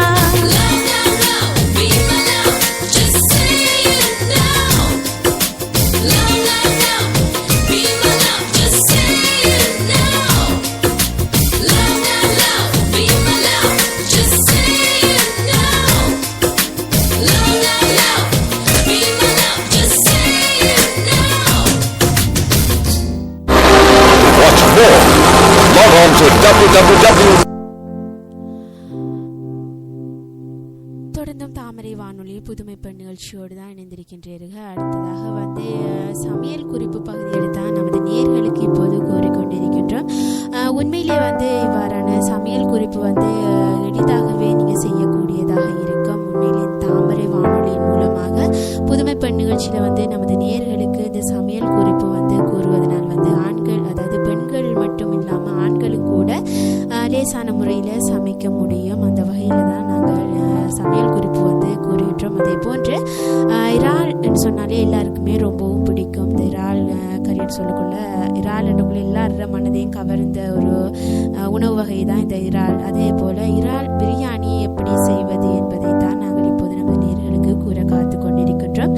அதாவது வந்து இறால் பிரியாணி செய்வதற்கு தேவையான பொருட்கள்: பாசுமதி அரிசி 4 கப், இறால் 1/4 கிலோ, வெங்காயம் 3, தக்காளி 2, பச்சை மிளகாய் 4, இஞ்சி பூண்டு விழுது 1 டீஸ்பூன், மிளகாய் தூள் 3 டேபிள் ஸ்பூன், மஞ்சத்தூள் 1/2 டேபிள் ஸ்பூன், கறிவேப்பிலை 1 கொத்து, கொத்தமல்லி தழை 1 கைப்பிடி, உப்பு தேவைக்கேற்ப, பட்டை கிராம்பு சோம்பு 2 துண்டுகள், பிரிஞ்சி இலை 2. அதே போன்று மறுபடியும் இன்னும் ஒரு முறை கூறிக்கொள்கின்ற, அதாவது இறால் பிரியாணி செய்வதற்கு தேவையான பொருட்கள்: பாசுமதி அரிசி 4 கப், இறால் 1/4 கிலோ, வெங்காயம் 3, தக்காளி 2, பச்சை மிளகாய் 4, இஞ்சி பூண்டு விழுது 1 டீஸ்பூன், மிளகாய் தூள் 3 டேபிள் ஸ்பூன், மஞ்சத்தூள் 1/2 டீஸ்பூன், கறிவேப்பிலை 1 கொத்து, கொத்தமல்லி தழை 1 கைப்பிடி, உப்பு தேவைக்கேற்ப, பட்டை கிராம்பு சோம்பு 2 துண்டுகள், பிரிஞ்சி இலை 2. அதே போன்று இந்த பொருட்களை கொண்டு எவ்வாறு இறால் பிரியாணி செய்வது என்ற செய்முறையை பார்ப்போம். இறாலை நன்கு சுத்தம் செய்து கொள்ளவும், வெங்காயம் தக்காளி பச்சை மிளகாய் ஆகியவற்றை நறுக்கி கொள்ளவும், ஒரு கடாயில் எண்ணெய் ஊற்றி கடுகு போட்டு பொரிந்ததும் பட்டை கிராம்பு பிரிஞ்சி இலை சோம்பு சேர்த்து தாளித்தெடுக்கவும், வெங்காயம் பச்சை மிளகாய் கறிவேப்பிலை ஆகியவற்றை சேர்த்து நன்றாக வதக்கி எடுக்கவும், பிறகு தக்காளி சேர்த்து வதக்கவும், இதனுடன் இஞ்சி பூண்டு விழுது கொத்தமல்லி தலையை சேர்த்து நன்றாக வதக்கி எடுக்கவும், வதக்கிய கலவையுடன் சுத்தம் செய்த இறாலை சேர்த்து வதக்கி 5 நிமிடம் கழித்து பாசுமதி அரிசியை சேர்த்து கிளறி எடுக்கவும், பிறகு 9 கப் தண்ணீர் சேர்த்து குக்கரில் வைத்து 3 விசில் வந்ததும் முறக்கி எடுக்கவும். அப்போது சுவையான இறால் பிரியாணி ரெடியாகிவிடும். உண்மையிலே வந்து இந்த இறால் பிரியாணின்றது ரொம்ப டேஸ்டான ஒரு சமையல். இறால் பிரியாணி எப்படி செய்வது என்று செய்முறையை மறுபடியும் ஒரு முறை கூறுகின்றேன், நன்றாக கேட்டுக்கொள்ளுங்கள். இறாலை நன்கு சுத்தம் செய்து கொள்ளவும், வெங்காயம் தக்காளி பச்சை மிளகாய் ஆகியவற்றை நறுக்கி கொள்ளவும், ஒரு கடாயில் எண்ணெய் ஊற்றி கடுகு போட்டு பொரிந்ததும் பட்டை கிராம்பு பிரிஞ்சி இலை சோம்பு சேர்த்து தாளிக்கவும், வெங்காயம் பச்சை மிளகாய் கறிவேப்பிலை ஆகியவற்றை கூட சேர்த்து நன்றாக வதக்கி எடுக்கவும், பிறகு தக்காளி சேர்த்து நன்றாக வதக்கியதும் இதனுடன் இஞ்சி பூண்டு விழுது கொத்தமல்லி தலையை சேர்த்து வதக்கி எடுக்கவும், வதக்கிய பின்பு வதக்கிய கலவையுடன் சுத்தம் செய்த இறாலை சேர்த்து வதக்கி 5 நிமிடம் கழித்து பாசுமதி அரிசியை சேர்த்து கிளறி எடுக்கவும், பிறகு 9 கப் தண்ணீர் சேர்த்து குக்கரில் வைத்து 3 விசில் வந்தது முறக்கி எடுக்கவும். இப்போது சுவையான இறால் பிரியாணி ரெடியாகிவிடும். ரொம்பவும் டேஸ்டாக இருக்கும் இந்த இறால் பிரியாணி. எல்லோருடைய மனதையும் கவர்ந்த வகையில் இருக்கும். அதாவது ரொம்ப டேஸ்டாக சாப்பிடக்கூடிய, அதாவது ரொம்ப விரும்பி சாப்பிடக்கூடிய சாப்பாடு வகையாக இது அமையக்கூடியதாக இருக்கும். அதே போன்று தான் வந்து எல்லோருக்குமே வந்து மீன் சொன்னால் மீன் எல்லாருக்குமே ரொம்பவும் பிடிக்கும். அந்த மீன் குழம்பு எப்படி செய்வதுன்னு சொல்லி பலவிதமான முறைகளில் செய்வாங்க. மீன் குழம்புகள் வந்து அந்த முறையில் ஒரு முறை வந்து நாங்களும் கூறுவதற்கு காத்துக்கொண்டிருக்கோம். அதாவது வந்து மீன் குழம்பு செய்வதற்கு தேவையான பொருட்கள்: மீன் 3/4 கிலோ, சின்ன வெங்காயம் 20, வரமிளகாய் 4, தக்காளி 3, புளி எலுமிச்சை அளவு, வெந்தயம் 2 டீஸ்பூன், சோம்பு 1 டீஸ்பூன், மஞ்சத்தூள் 2 டீஸ்பூன், மிளகாய் தூள் 1/2 டேபிள் ஸ்பூன், தனியார் தூள் 2 டேபிள் ஸ்பூன், கறிவேப்பிலை 1 கொத்து, எண்ணெய் தேவைக்கேற்ப, உப்பு தேவைக்கேற்ப, தேங்காய் துருவல் 1 கப் என்று பொருட்களை எடுத்துக்கொள்ள வேண்டும். அதாவது வந்து மீன் 3/4 கிலோ, சின்ன வெங்காயம் 20, வரமிளகாய் 4, தக்காளி 3, எலுமிச்சை அதாவது புளி வந்து எலுமிச்சை அளவு, வெங்காயம், வெந்தயம் 2 டீஸ்பூன், சோம்பு 1 டீஸ்பூன், மஞ்சத்தூள் 2 டீஸ்பூன், மிளகாய் தூள் 1/2 டேபிள் ஸ்பூன், தனியார் தூள் 2 டேபிள் ஸ்பூன், கறிவேப்பிலை 1 கொத்து, எண்ணெய் தேவைக்கேற்ப, உப்பு தேவைக்கேற்ப, தேங்காய் துருவல் 1 கப் என்று இந்த பொருட்களை எடுத்து அந்த பொருட்களை கொண்டு எவ்வாறு மீன் குழம்பு செய்வது என்ற செய்முறையை பார்ப்போம். மீனை தண்ணீரில் போட்டு நன்றாக சுத்தம் செய்து கொள்ளவும், வெங்காயம் மற்றும் தக்காளியை நன்றாக நறுக்கி கொள்ளவும், தேங்காய் துருவலை அரைத்து கொள்ளவும். பிறகு ஒரு பாத்திரத்தில் எண்ணெய் ஊற்றி காய்ந்ததும் வெந்தயம், சோம்பு, கறிவேப்பிலை, வரமிளகாய் போட்டு தாளித்து எடுக்க வேண்டும். பிறகு வெங்காயத்தையும் சேர்த்து வதக்கி எடுக்க வேண்டும். தக்காளி மற்றும் புளி இரண்டையும் கரைத்து கொண்டு பின் அரைத்த தேங்காய் விழுதை சேர்த்து கொள்ள வேண்டும். அத்துடன் தனியார் தூள், மஞ்சத்தூள், மிளகாய் தூள் சேர்த்து நன்றாக கிளறி எடுக்க வேண்டும். பின்னர் கரைத்ததை ஊற்றி நன்றாக கொதிக்க விடவும். கொதி வந்த பின்பு மீன் துண்டுகளை சேர்த்து இறக்கி எடுத்தீங்கன்னு சொன்னால் சுவையான மீன் குழம்பு ரெடி ஆகிவிடும். அதாவது எப்படி இந்த மீன் குழம்பு செய்வது என்று செய்முறையை மறுபடியும் ஒருமுறை கூறுகின்றேன். அதாவது மீனை தண்ணீரில் போட்டு நன்றாக சுத்தம் செய்து கொள்ள வேண்டும். வெங்காயம் மற்றும் தக்காளியை சிறு சிறு துண்டுகளாக நன்றாக நறுக்கி கொள்ள வேண்டும். தேங்காய் துருவலை அரைத்து கொள்ள வேண்டும். ஒரு பாத்திரத்தில் எண்ணெய் எடுத்து ஊற்றி அந்த எண்ணெய் காய்ந்ததும் வெந்தயம், சோம்பு, கறிவேப்பிலை, வரமிளகாய் போட்டு நன்றாக தாளிக்க வேண்டும். தாளித்ததன் பின்னர் வெங்காயத்தையும் அதனோடு சேர்த்து நன்றாக தாளித்தெடுத்து தக்காளி மற்றும் புளி இரண்டையும் கரைத்து கொண்டு பின் அரைத்த தேங்காய் விழுதையும் சேர்த்து அத்துடன் தனியார் தூள், மஞ்சத்தூள், மிளகாய் தூள் சேர்த்து கிளறி எடுக்க வேண்டும். பின்னர் கரைத்ததை ஊற்றி நன்றாக கொதிக்க விட வேண்டும். கொதித்து வந்த பின்பு மீன் துண்டுகளை சேர்த்து இறக்கி கொண்டீங்கன்னு சொன்னால் சுவையான மீன் குழம்பு ரெடி ஆகிவிடும். இந்த மீன் குழம்பு சாப்பிடுவதற்கு அதாவது தோசையோடையோ சாதத்துடனோ சாப்பிட்டா உண்மையிலேயே ரொம்ப டேஸ்டாக இருக்கும்.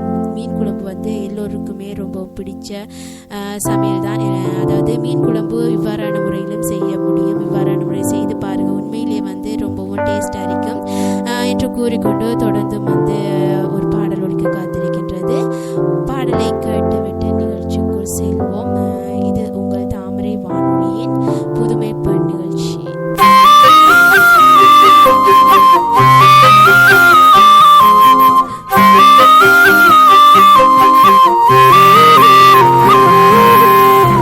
ஆகாச நிலவுதான் அழகா தெரியல, ஆணிமுத்து அதுவுமே அழகா தெரியல, ஒன்று போல அழகுதான் ஒன்றும் இல்ல உலகில, ஒட்டுமொத்த அழகையும் கொண்ட நீயம் முசுல சாமி கொடுத்த வரமே நீதானே எனக்கு ராசா, இந்த வாழ்ந்து காட்ட வேணும் இந்த புவியில் ரொம்ப பெருசா. ஆகாச நிலவுதான் அழகா தெரியல, ஆணிமுத்து அதுவுமே அழகா தெரியல.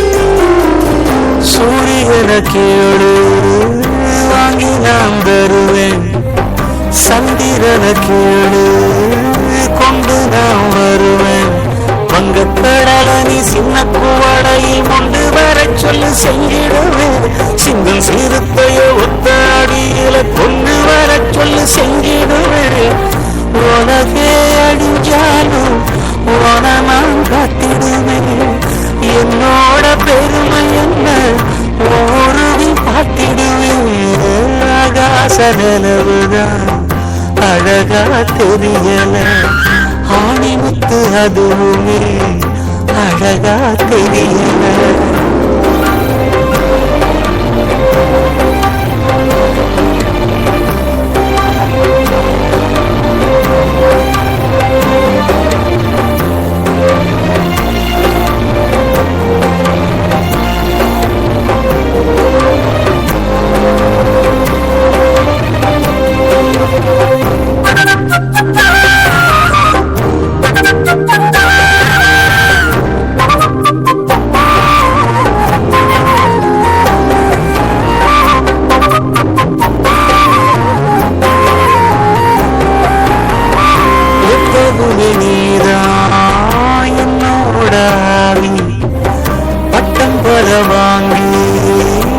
ஆகணும் மேதாவி.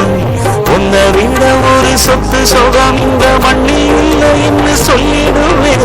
கண்ணு மணி என ஒன்ன நினைச்சு நான் கையில் எடுத்துதான் கொஞ்சிடுவேன். எதையும் உனக்காக சொல்லுவா செஞ்சிடுவேன்.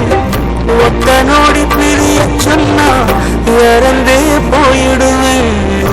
ஆகாச நிலவுதான் அழகா தெரியல, ஆணி முத்து அதுவுமே அழகா தெரியல.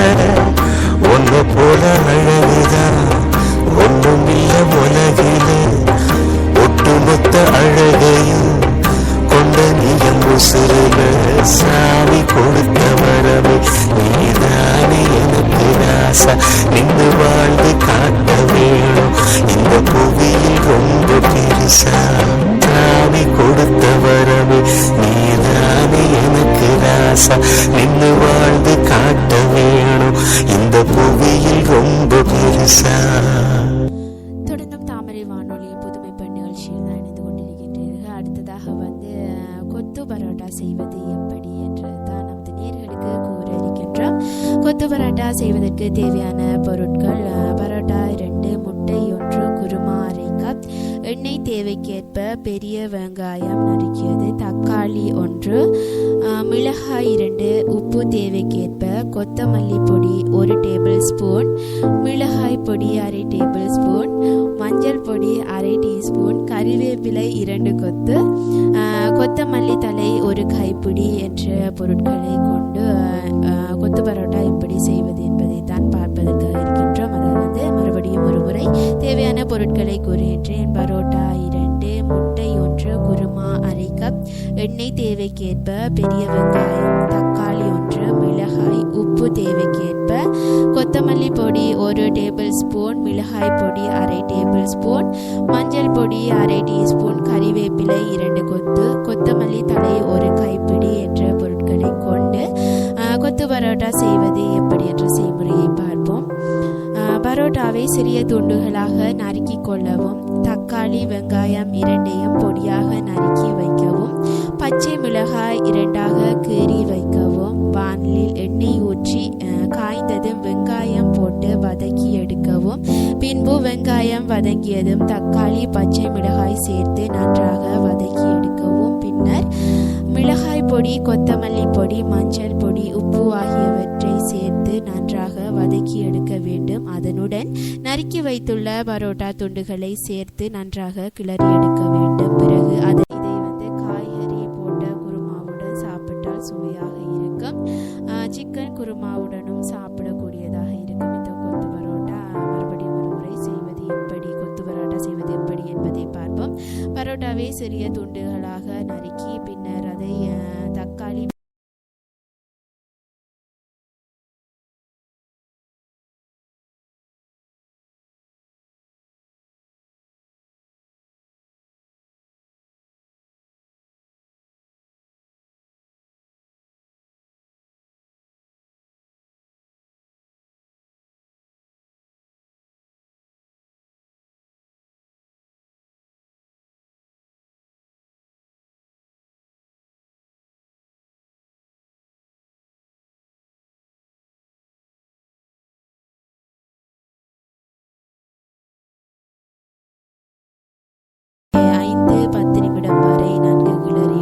சுவையான கொத்து பரோட்டா ரெடி ஆகிவிடும். கொத்து பரோட்டான்னு சொன்னால் எல்லாருக்குமே ரொம்பவும் பிடிச்ச வகையிலான உணவாகத்தான் இருக்கின்றது. அதே போன்று நீங்கள் செய்து பாருங்கள், உண்மையிலே உங்களுக்கும் ரொம்பவும் பிடிச்ச வகையிலான சமையல் குறிப்பாக இது அமையக்கூடியதாக இருக்கும். அதே போன்று இன்னும் பலவிதமான சமையல் குறிப்புகள் நிகழ்ச்சியின் வாயிலாக நாங்கள் நமது நேயர்களுக்கு கூற காத்து கொண்டிருக்கின்றோம். தொடர்ந்து இன்னும் பலவிதமான அதாவது சுவையான அதாவது எளிதில் செய்யக்கூடிய சமையல் குறிப்புகள் தான் நாங்கள் இந்நிகழ்ச்சியின் வாயிலாக நமது நேயர்களுக்கு கூறிக்கொண்டிருக்கின்றோம். அதே போன்றுதான் இன்னும் பலவிதமான சமையல் முறைகள் இருக்கின்றது. அதாவது பொட்டுக்கடலை முறுக்கு செய்வது எப்படி என்பதை பார்ப்போம். பொட்டுக்கடலை மாவு முறுக்குன்னு சொல்லக்கூடிய கொஞ்சம் வித்தியாசமான பேராக இருக்கின்றது. உண்மையிலே இது சுவையான சமையலாகத்தான், அதாவது சுவையாக இருக்கும் இது உண்மையிலேயே. அதற்கு தேவையான பொருட்கள் பொட்டுக்கடலை அரை கப், அரிசி மாவு 2 கப், ஓமம் 1 டேபிள் ஸ்பூன், எள் 1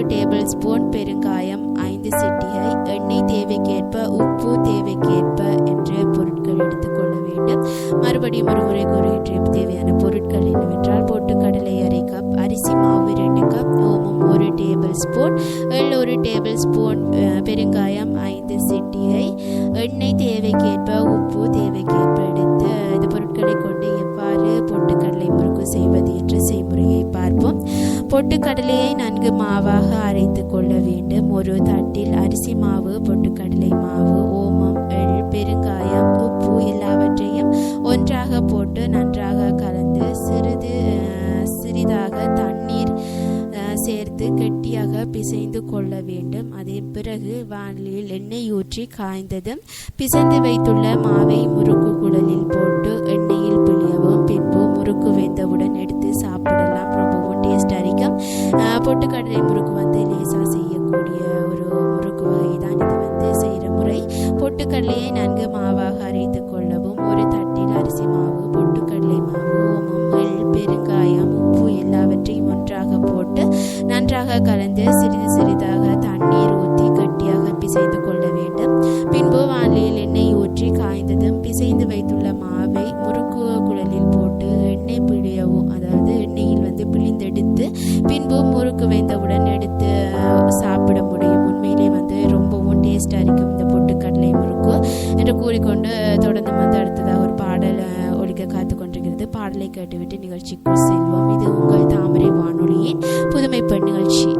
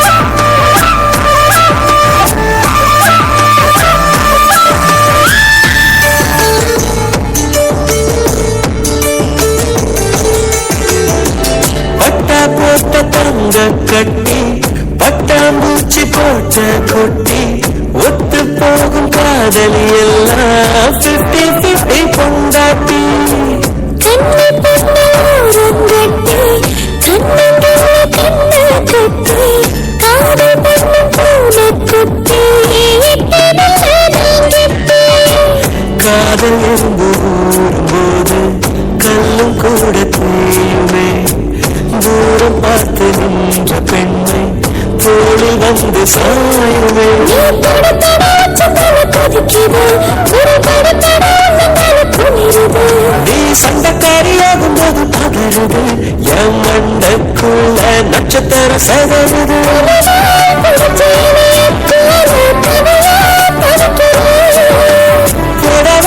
துவைக்கும் துறவிய போல முடியா முடிக்கிறேன்.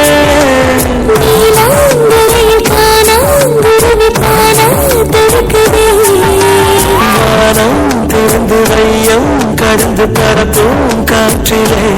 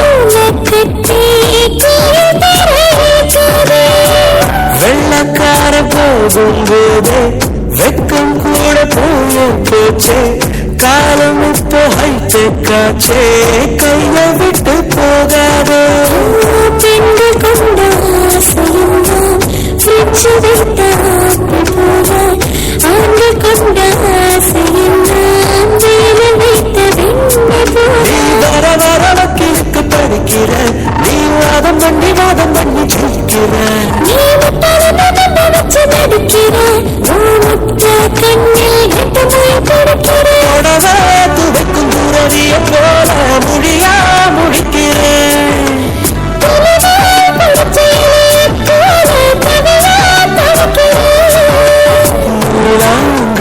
காணாங்குருவித்தானா தவிக்கிறேன் கடந்து பரப்பும் காற்றுவே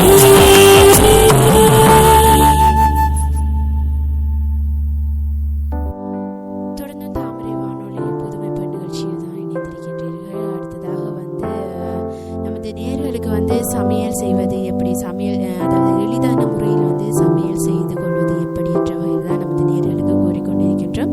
அதே போன்றுதான் பால் பாயாசம், அடுத்ததாக பால் பாயாசம் எப்படி செய்வது என்பதை பார்ப்போம். பால் பாயாசம் செய்வதற்கு தேவையான பொருட்கள்: புழுங்கல் அரிசி 1 கப், பால் 1 லிட்டர், சர்க்கரை 2 கப், ஏலக்காய் தூள் சிட்டிகை, அதாவது முந்திரி பருப்பு 10, நெய் தேவைக்கேற்ப என்ற பொருட்களை கொண்டு எவ்வாறு பால் பாயாசம் செய்வது என்ற செய்முறையை பார்ப்போம். அரிசியை தண்ணீர் ஊற்றி கழுவி வைத்துக் கொள்ளவும். பிறகு ஒரு அடிகனமான பாத்திரத்தில் பாலுடன் 1 கப் தண்ணீர் சேர்த்து பாலை நன்றாக காய்ச்சி எடுக்கவும். இதிலிருந்து பாதி பாலை மற்றொரு பாத்திரத்தில் எடுத்துக் கொள்ளவும். இதனுடன் கழுவி வைத்துள்ள அரிசியை சேர்த்து 5-10 நிமிடங்கள் வரை வேக வைத்துக் கொள்ள வேண்டும்.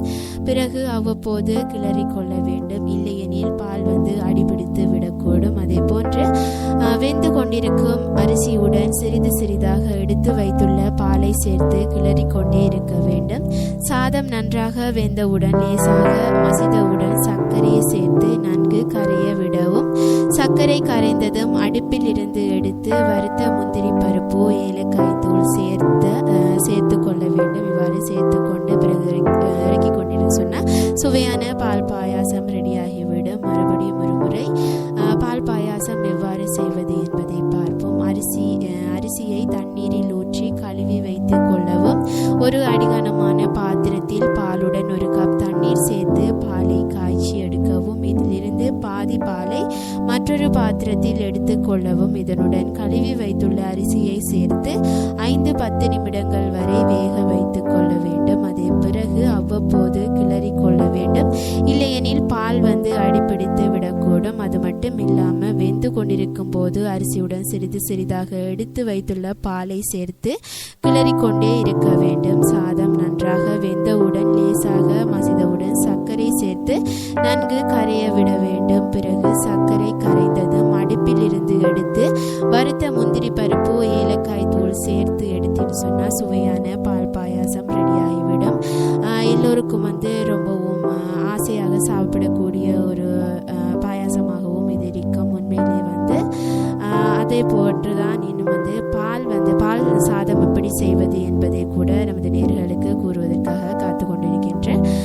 பால் சாதம் செய்வதற்கு தேவையான பொருட்கள்: அரிசி 1/2 கிலோ, சுண்ட காய்ச்சிய பால் 1 லிட்டர், உப்பு தேவைக்கேற்ப, எண்ணெய் தேவைக்கேற்ப, கடுகு 1 ஸ்பூன், உளுத்தம் பருப்பு 1 ஸ்பூன், பச்சை மிளகாய் 5, பெருங்காயம் 1 சிட்டிகை, நெய், முந்திரி பருப்பு, வெள்ளரிக்காய், துருவிய கேரட், திராட்சை பழம், மாதுளை முத்துக்கள் தேவைக்கேற்ப என்று பொருட்களை எடுத்துக்கொள்ள வேண்டும். மறுபடியும் ஒரு முறை பொருட்களை கூறுகின்றேன்.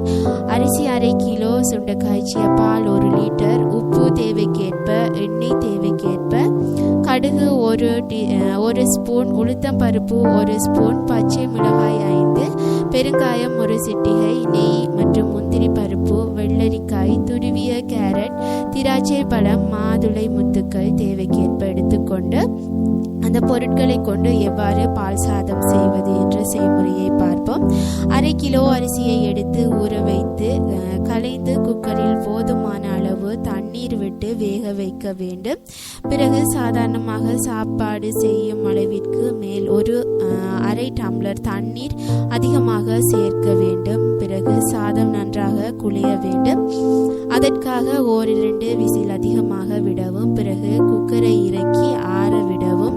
சாதத்தை ஒரு வாயகன்ற பாத்திரத்தில் கொட்டிவிடவும். இப்போது ஒரு பருப்பு மத்தினால் சாதத்தை நன்கு மசிக்கவும். பிறகு சாதம் எவ்வளவு குழைவாக ஆகிறதோ அந்த அளவிற்கு மசித்து எடுக்க வேண்டும். கடைசியாக மசிக்கும் முன் தேவையான உப்பை சேர்த்து மசித்தெடுக்கவும். இப்போது சாதம் கை பொறுக்கும் அளவில் சூடாக இருக்க வேண்டும். இப்போது நன்கு காய்ச்சி ஓரளவிற்கு ஆறின 1 லிட்டர் பாலை இந்த மசித்த சாதத்தில் ஊற்றி நன்கு கலக்க வேண்டும். பிறகு சாதம் நன்கு இலகி இருக்க வேண்டும். அப்படி இல்லாவிட்டால் இன்னும் கொஞ்சம் பாலை ஊற்ற வேண்டும். ஒரு சிறு வாளியில் தேவையான அளவு எண்ணெய் ஊற்றி அடுப்பில் வைக்கவும். எண்ணெய் காய்ந்த பிறகு 1 ஸ்பூன் கடுகு 1 ஸ்பூன் வெள்ளை உளுத்தம் பருப்பு போட்டு பொரிய விடவும். சூடவே 5 பச்சை மிளகாய் பொடியாக அரிந்து வாளியில் போட்டு வதக்கி எடுக்கவும்.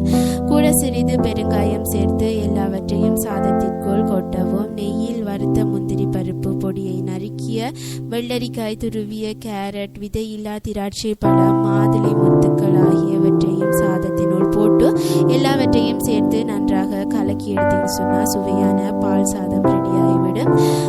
இன்னும் ஒரு முறை பால் சாதம் எப்படி செய்வது என்பதை பார்ப்போம். 1/2 கிலோ அரிசியை எடுத்து ஊற வைத்து கலைந்து குக்கரில் போதுமான அளவு தண்ணீர் விட்டு வேக வைக்கவும். சாதாரணமாக சாப்பாடு செய்யும் அளவிற்கு மேல் ஒரு அரை டம்ளர் தண்ணீர் அதிகமாக சேர்க்க வேண்டும். சாதம் நன்றாக குழைய வேண்டும். அதற்காக 1-2 விசில் அதிகமாக விட வேண்டும். பிறகு குக்கரை இறக்கி ஆற விடவும். பிறகு சாதத்தை ஒரு வாயகன்ற பாத்திரத்தில் கொட்டவும். இப்போது ஒரு பருப்பு மத்தியினால் சாதத்தை நன்கு மசிக்கவும். சாதம் எவ்வளவு குழைவாக ஆகிறதோ அந்த அளவிற்கு மசித்து எடுக்கவும். கடைசியாக மசிக்கும் முன் தேவையான உப்பை சேர்த்து மசித்தெடுக்கவும். இப்போது சாதம் கை பொறுக்கும் அளவில் சூடாக இருக்க வேண்டும்.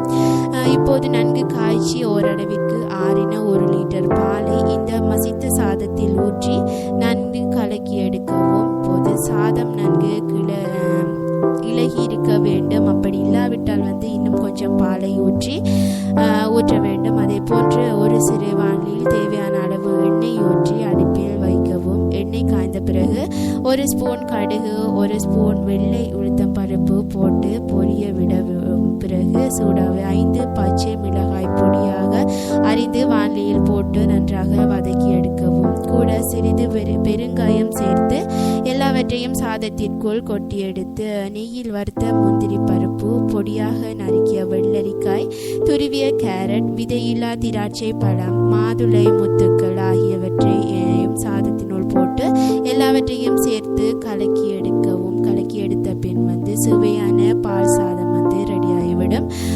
பால் சாதம் உண்மையிலே ரொம்ப டேஸ்டாக இருக்கும். செய்து பாருங்கள். உண்மையிலே உங்களுக்கு ரொம்பவும் பிடிச்ச வகையிலான சாத வகையாக இந்த பால் சாதம் அமையக்கூடும். அதே போன்று அடுத்ததாக ஒரு பாடல் ஒழிக்க காத்திருக்கின்றது. பாடலை கேட்டுவிட்டு நிகழ்ச்சிக்குள் செல்வோம். இது உங்கள் தாமரை வானொலியின் புதுமை பெண் நிகழ்ச்சி.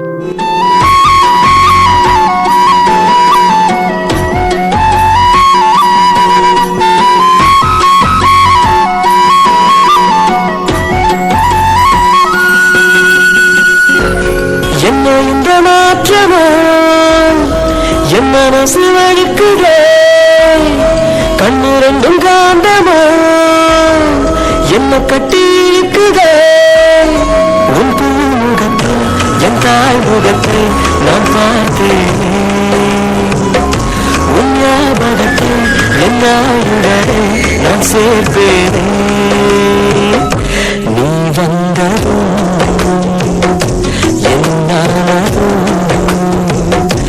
என் வாழ்க்கையே வேறானதோ. என்ன இந்த மாற்றமோ என் மனசு வலிக்குதே, கண்ணு ரெண்டும் காந்தமோ என்ன கட்டி இழுக்குதே. சிரிப்பு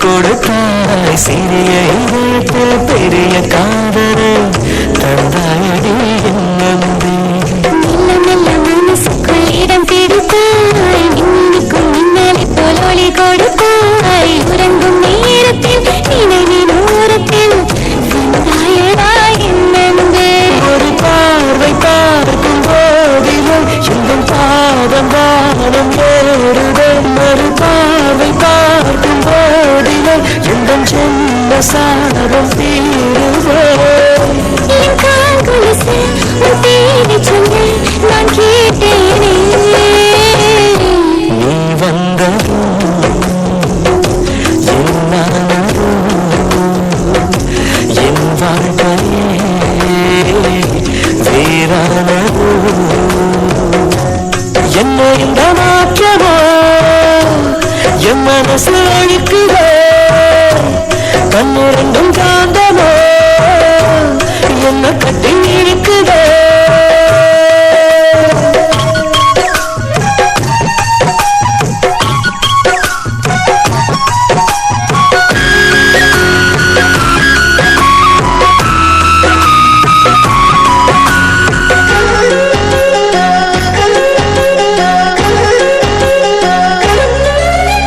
சுற்றியுடன் உதவன்றி ஏதுமில்லையே மற்றபடி வேற ஒன்று சொல்ல இல்லையே உயிரை எடுக்கிறாய் திரும்ப கொடுக்கிறாய் திண்டாடுவே என் நெஞ்சம் நெற்று பொட்டில் நேற்று வரை காய்ச்சல் இல்லையே நட்சத்திரம் பார்த்து நானும் பேசவில்லையே உயிரில் கொடுக்கிறாய் நீச்சல் அடிக்கிறாய் கொண்டாடுதே என் நெஞ்சம் உன்னை பார்த்து கொஞ்சம் பேசத்தான் இந்த ஆசை தாவி ஓடுதே உன்னை பார்த்து பேசும் நேரத்தில் இந்த வார்த்தை ஊமையாகுதே கண் பார்வை ரெண்டும் சொல்லாததையால் இதழ்கள் சொல்லும் வந்ததும் என்னானதோ என் வாழ்க்கையே வேறானதோ என்ன இந்த மாற்றமோ என் மனசு அழுக்குதோ கண்ணு ரெண்டும் காந்தமோ என்ன கட்டி இழுக்குதோ உன் முகத்தில் என் தாழ்முகத்தை நான் பார்த்தேனே உன் ஞாபகத்தை என் ஆயுதரை நான் சேர்ப்பேனே வந்ததும் என்னானதோ என் வாழ்க்கையே வேறானதோ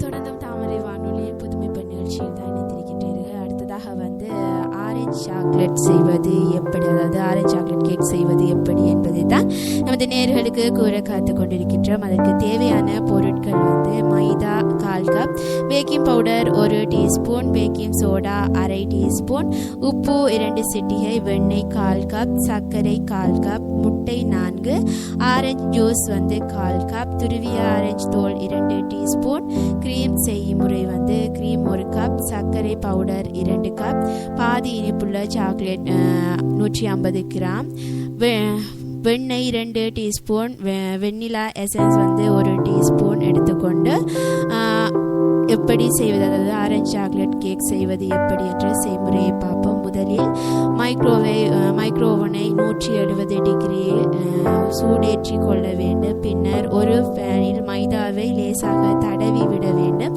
பின்பு ஒரு பவுலில் மைதா, பேக்கிங் பவுடர், பேக்கிங் சோடா மற்றும் உப்பு சேர்த்து கலந்து தனியாக எடுத்து வைத்து கொள்ள வேண்டும். பின் மற்றொரு பவுலில் வெண்ணெய் மற்றும் சர்க்கரை சேர்த்து நன்கு மென்மையாகும் வரை அடித்து கொள்ள வேண்டும். குறைந்தது 4-5 நிமிடமாவது அடிக்க வேண்டும். அடுத்து அதில் முட்டையை உடைத்து ஊற்றி நன்கு அடித்து பின் ஆரஞ்சு ஜூஸ் மற்றும் துருவிய ஆரஞ்சு தோலை சேர்த்து நன்றாக கிளறிவிட வேண்டும். கடைசியாக மைதா மாவு கலவையை போட்டு நன்கு கட்டி இல்லாதவாறு கலந்து பின் அதை பேனில் ஊற்றி மைக்ரோவேவ் ஓவனில் 40-45 நிமிடம் வைத்து எடுக்க வேண்டும். எடுத்த பின் ஒரு டூத்பிக்கை அதனுள் விட்டு எடுக்க எடுக்கும் போது மாவில்லாமல் சுத்தமாக வருகிறதா என்று பார்க்க வேண்டும். அப்படி டூத் பிக்கில் மாவு ஒட்டி இருந்தால் இன்னும் சிறிது நேரம் மைக்ரோவேவனில் வைத்து எடுக்க வேண்டும். பிறகு 5 நிமிடம் குளிர வைத்து அதை பேனில் இருந்து எடுத்து ஒரு கம்பி ரேக்கில் வைக்க வேண்டும். ஒரு பேனில் சாக்லேட் மற்றும் வெண்ணெய் போட்டு உருக வைக்க வேண்டும். பின் அது உருகியதும் அதனை இறக்கி அறை வெப்பநிலையில் வைத்து கொள்ள வேண்டும். பின்பு ஒரு பவுலில் வெண்ணிலா எசன்ஸ், சர்க்கரை பொடி மற்றும் கிரீம் சேர்த்து நன்கு அடித்து கொள்ள வேண்டும். கலவை நன்கு உப்பி வரும் போது அதில் குளிர வைத்துள்ள சாக்லேட் ஊற்றி நன்கு கிளற வேண்டும். பின் கம்பி ரேக்கில் உள்ள கேக்கை 2 லேயர்களாக வெட்டி ஒரு லேயரை தனியாக ஒரு தட்டில் வைத்து பின் அதன் மேல் கிரீமை நன்றாக பரப்பி விட வேண்டும். பின்பு அதற்கு மேலே தனியாக வைத்துள்ள மற்றொரு கேக் லேயரை எடுத்து அதன் மேல் மீதமுள்ள அடி வைத்து அதனை எடுத்துக்கொண்டு சொன்னால் ஆரஞ்சு சாக்லேட் கேக் ரெடியாகிவிடும். உண்மையிலே வந்து கேக்குன்னு சொன்னால் எல்லாருக்குமே ரொம்பவும் பிடிக்கும். அந்த வகையில் ஆரஞ்சு சாக்லேட் கேக்குன்னு சொன்னால் சின்ன பிள்ளைங்களுக்கு உண்மையிலே ரொம்பவும் பிடிச்ச கேக் வகையாக அமையும். ரொம்பவும் டேஸ்ட்டாகவும் இருக்கும். நீங்கள் செய்து பாருங்கள், உங்களுக்கும் ரொம்பவும் பிடிச்ச வகையிலான கேக்காக இது அமையக்கூடும். அதே போன்று தான் எமது நிகழ்ச்சியிலிருந்து நிறைவேற நேரம் கூட நெருங்கிவிட்டது. அதே போன்று இதே போன்று ஒரு நல்ல சமையல் குறிப்பு, அதே போன்று அழகு குறிப்பு பகுதிகளை கொண்டு அடுத்த வாரமும் நாங்கள் சந்திக்கும் வரை உங்களிடமிருந்து விடை பெறும் நான் என்றும் உங்கள் அன்பின் மாலி.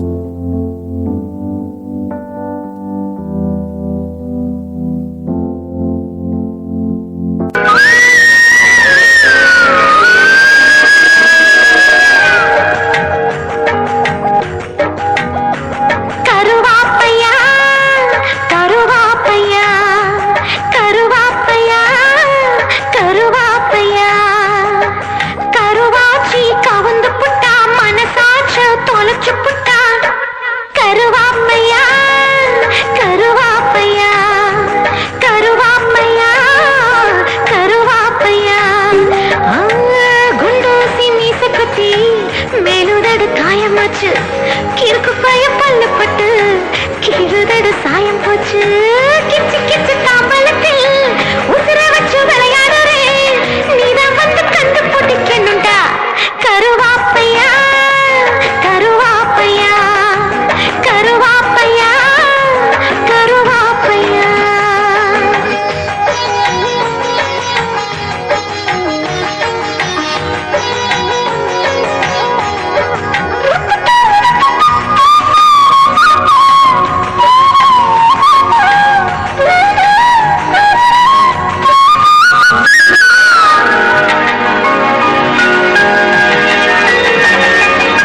செருவ பிடிக்கிற வித்த தெரிஞ்சவன், புத்தகத்தை சுமக்குற பூவ ரசிக்கிற, ஆத்திச்சூடி பாடத்தை நித்தம் சொன்னவ, வள்ளுவனின் 3ஆம் பால் தேடி படிக்கிறேன். தோளக்காட்டு பொம்மைய போல் ஒத்தையில நின்னேனே, ஓடி வரம் கேட்டு வந்தேன் துணைக்கு நானும் வந்தேனே. ஒதுக்கப்பட்ட கல்லுவன் மூலக்கல்ல ஆகிடத்தான் காதல் என்னும் மூடி வச்சு உடைச்சேன். கருவாப்பையா கருவாப்பையா கருவாப்பையா கருவாப்பையா.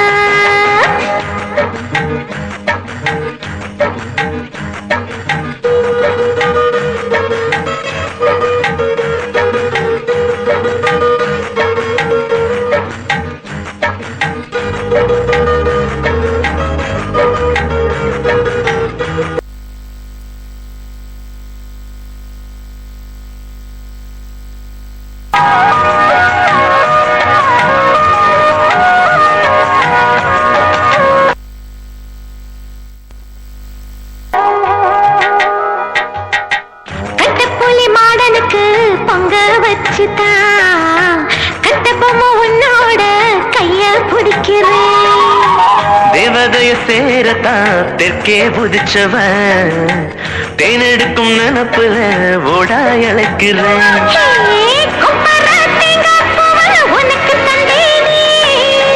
திருவல மாறி முன்ன திருவி புட்டானே, சின்ன பிள்ளைதான் சாத்தி செம்புலிங்கத்தை நீந்துக்கிட்டே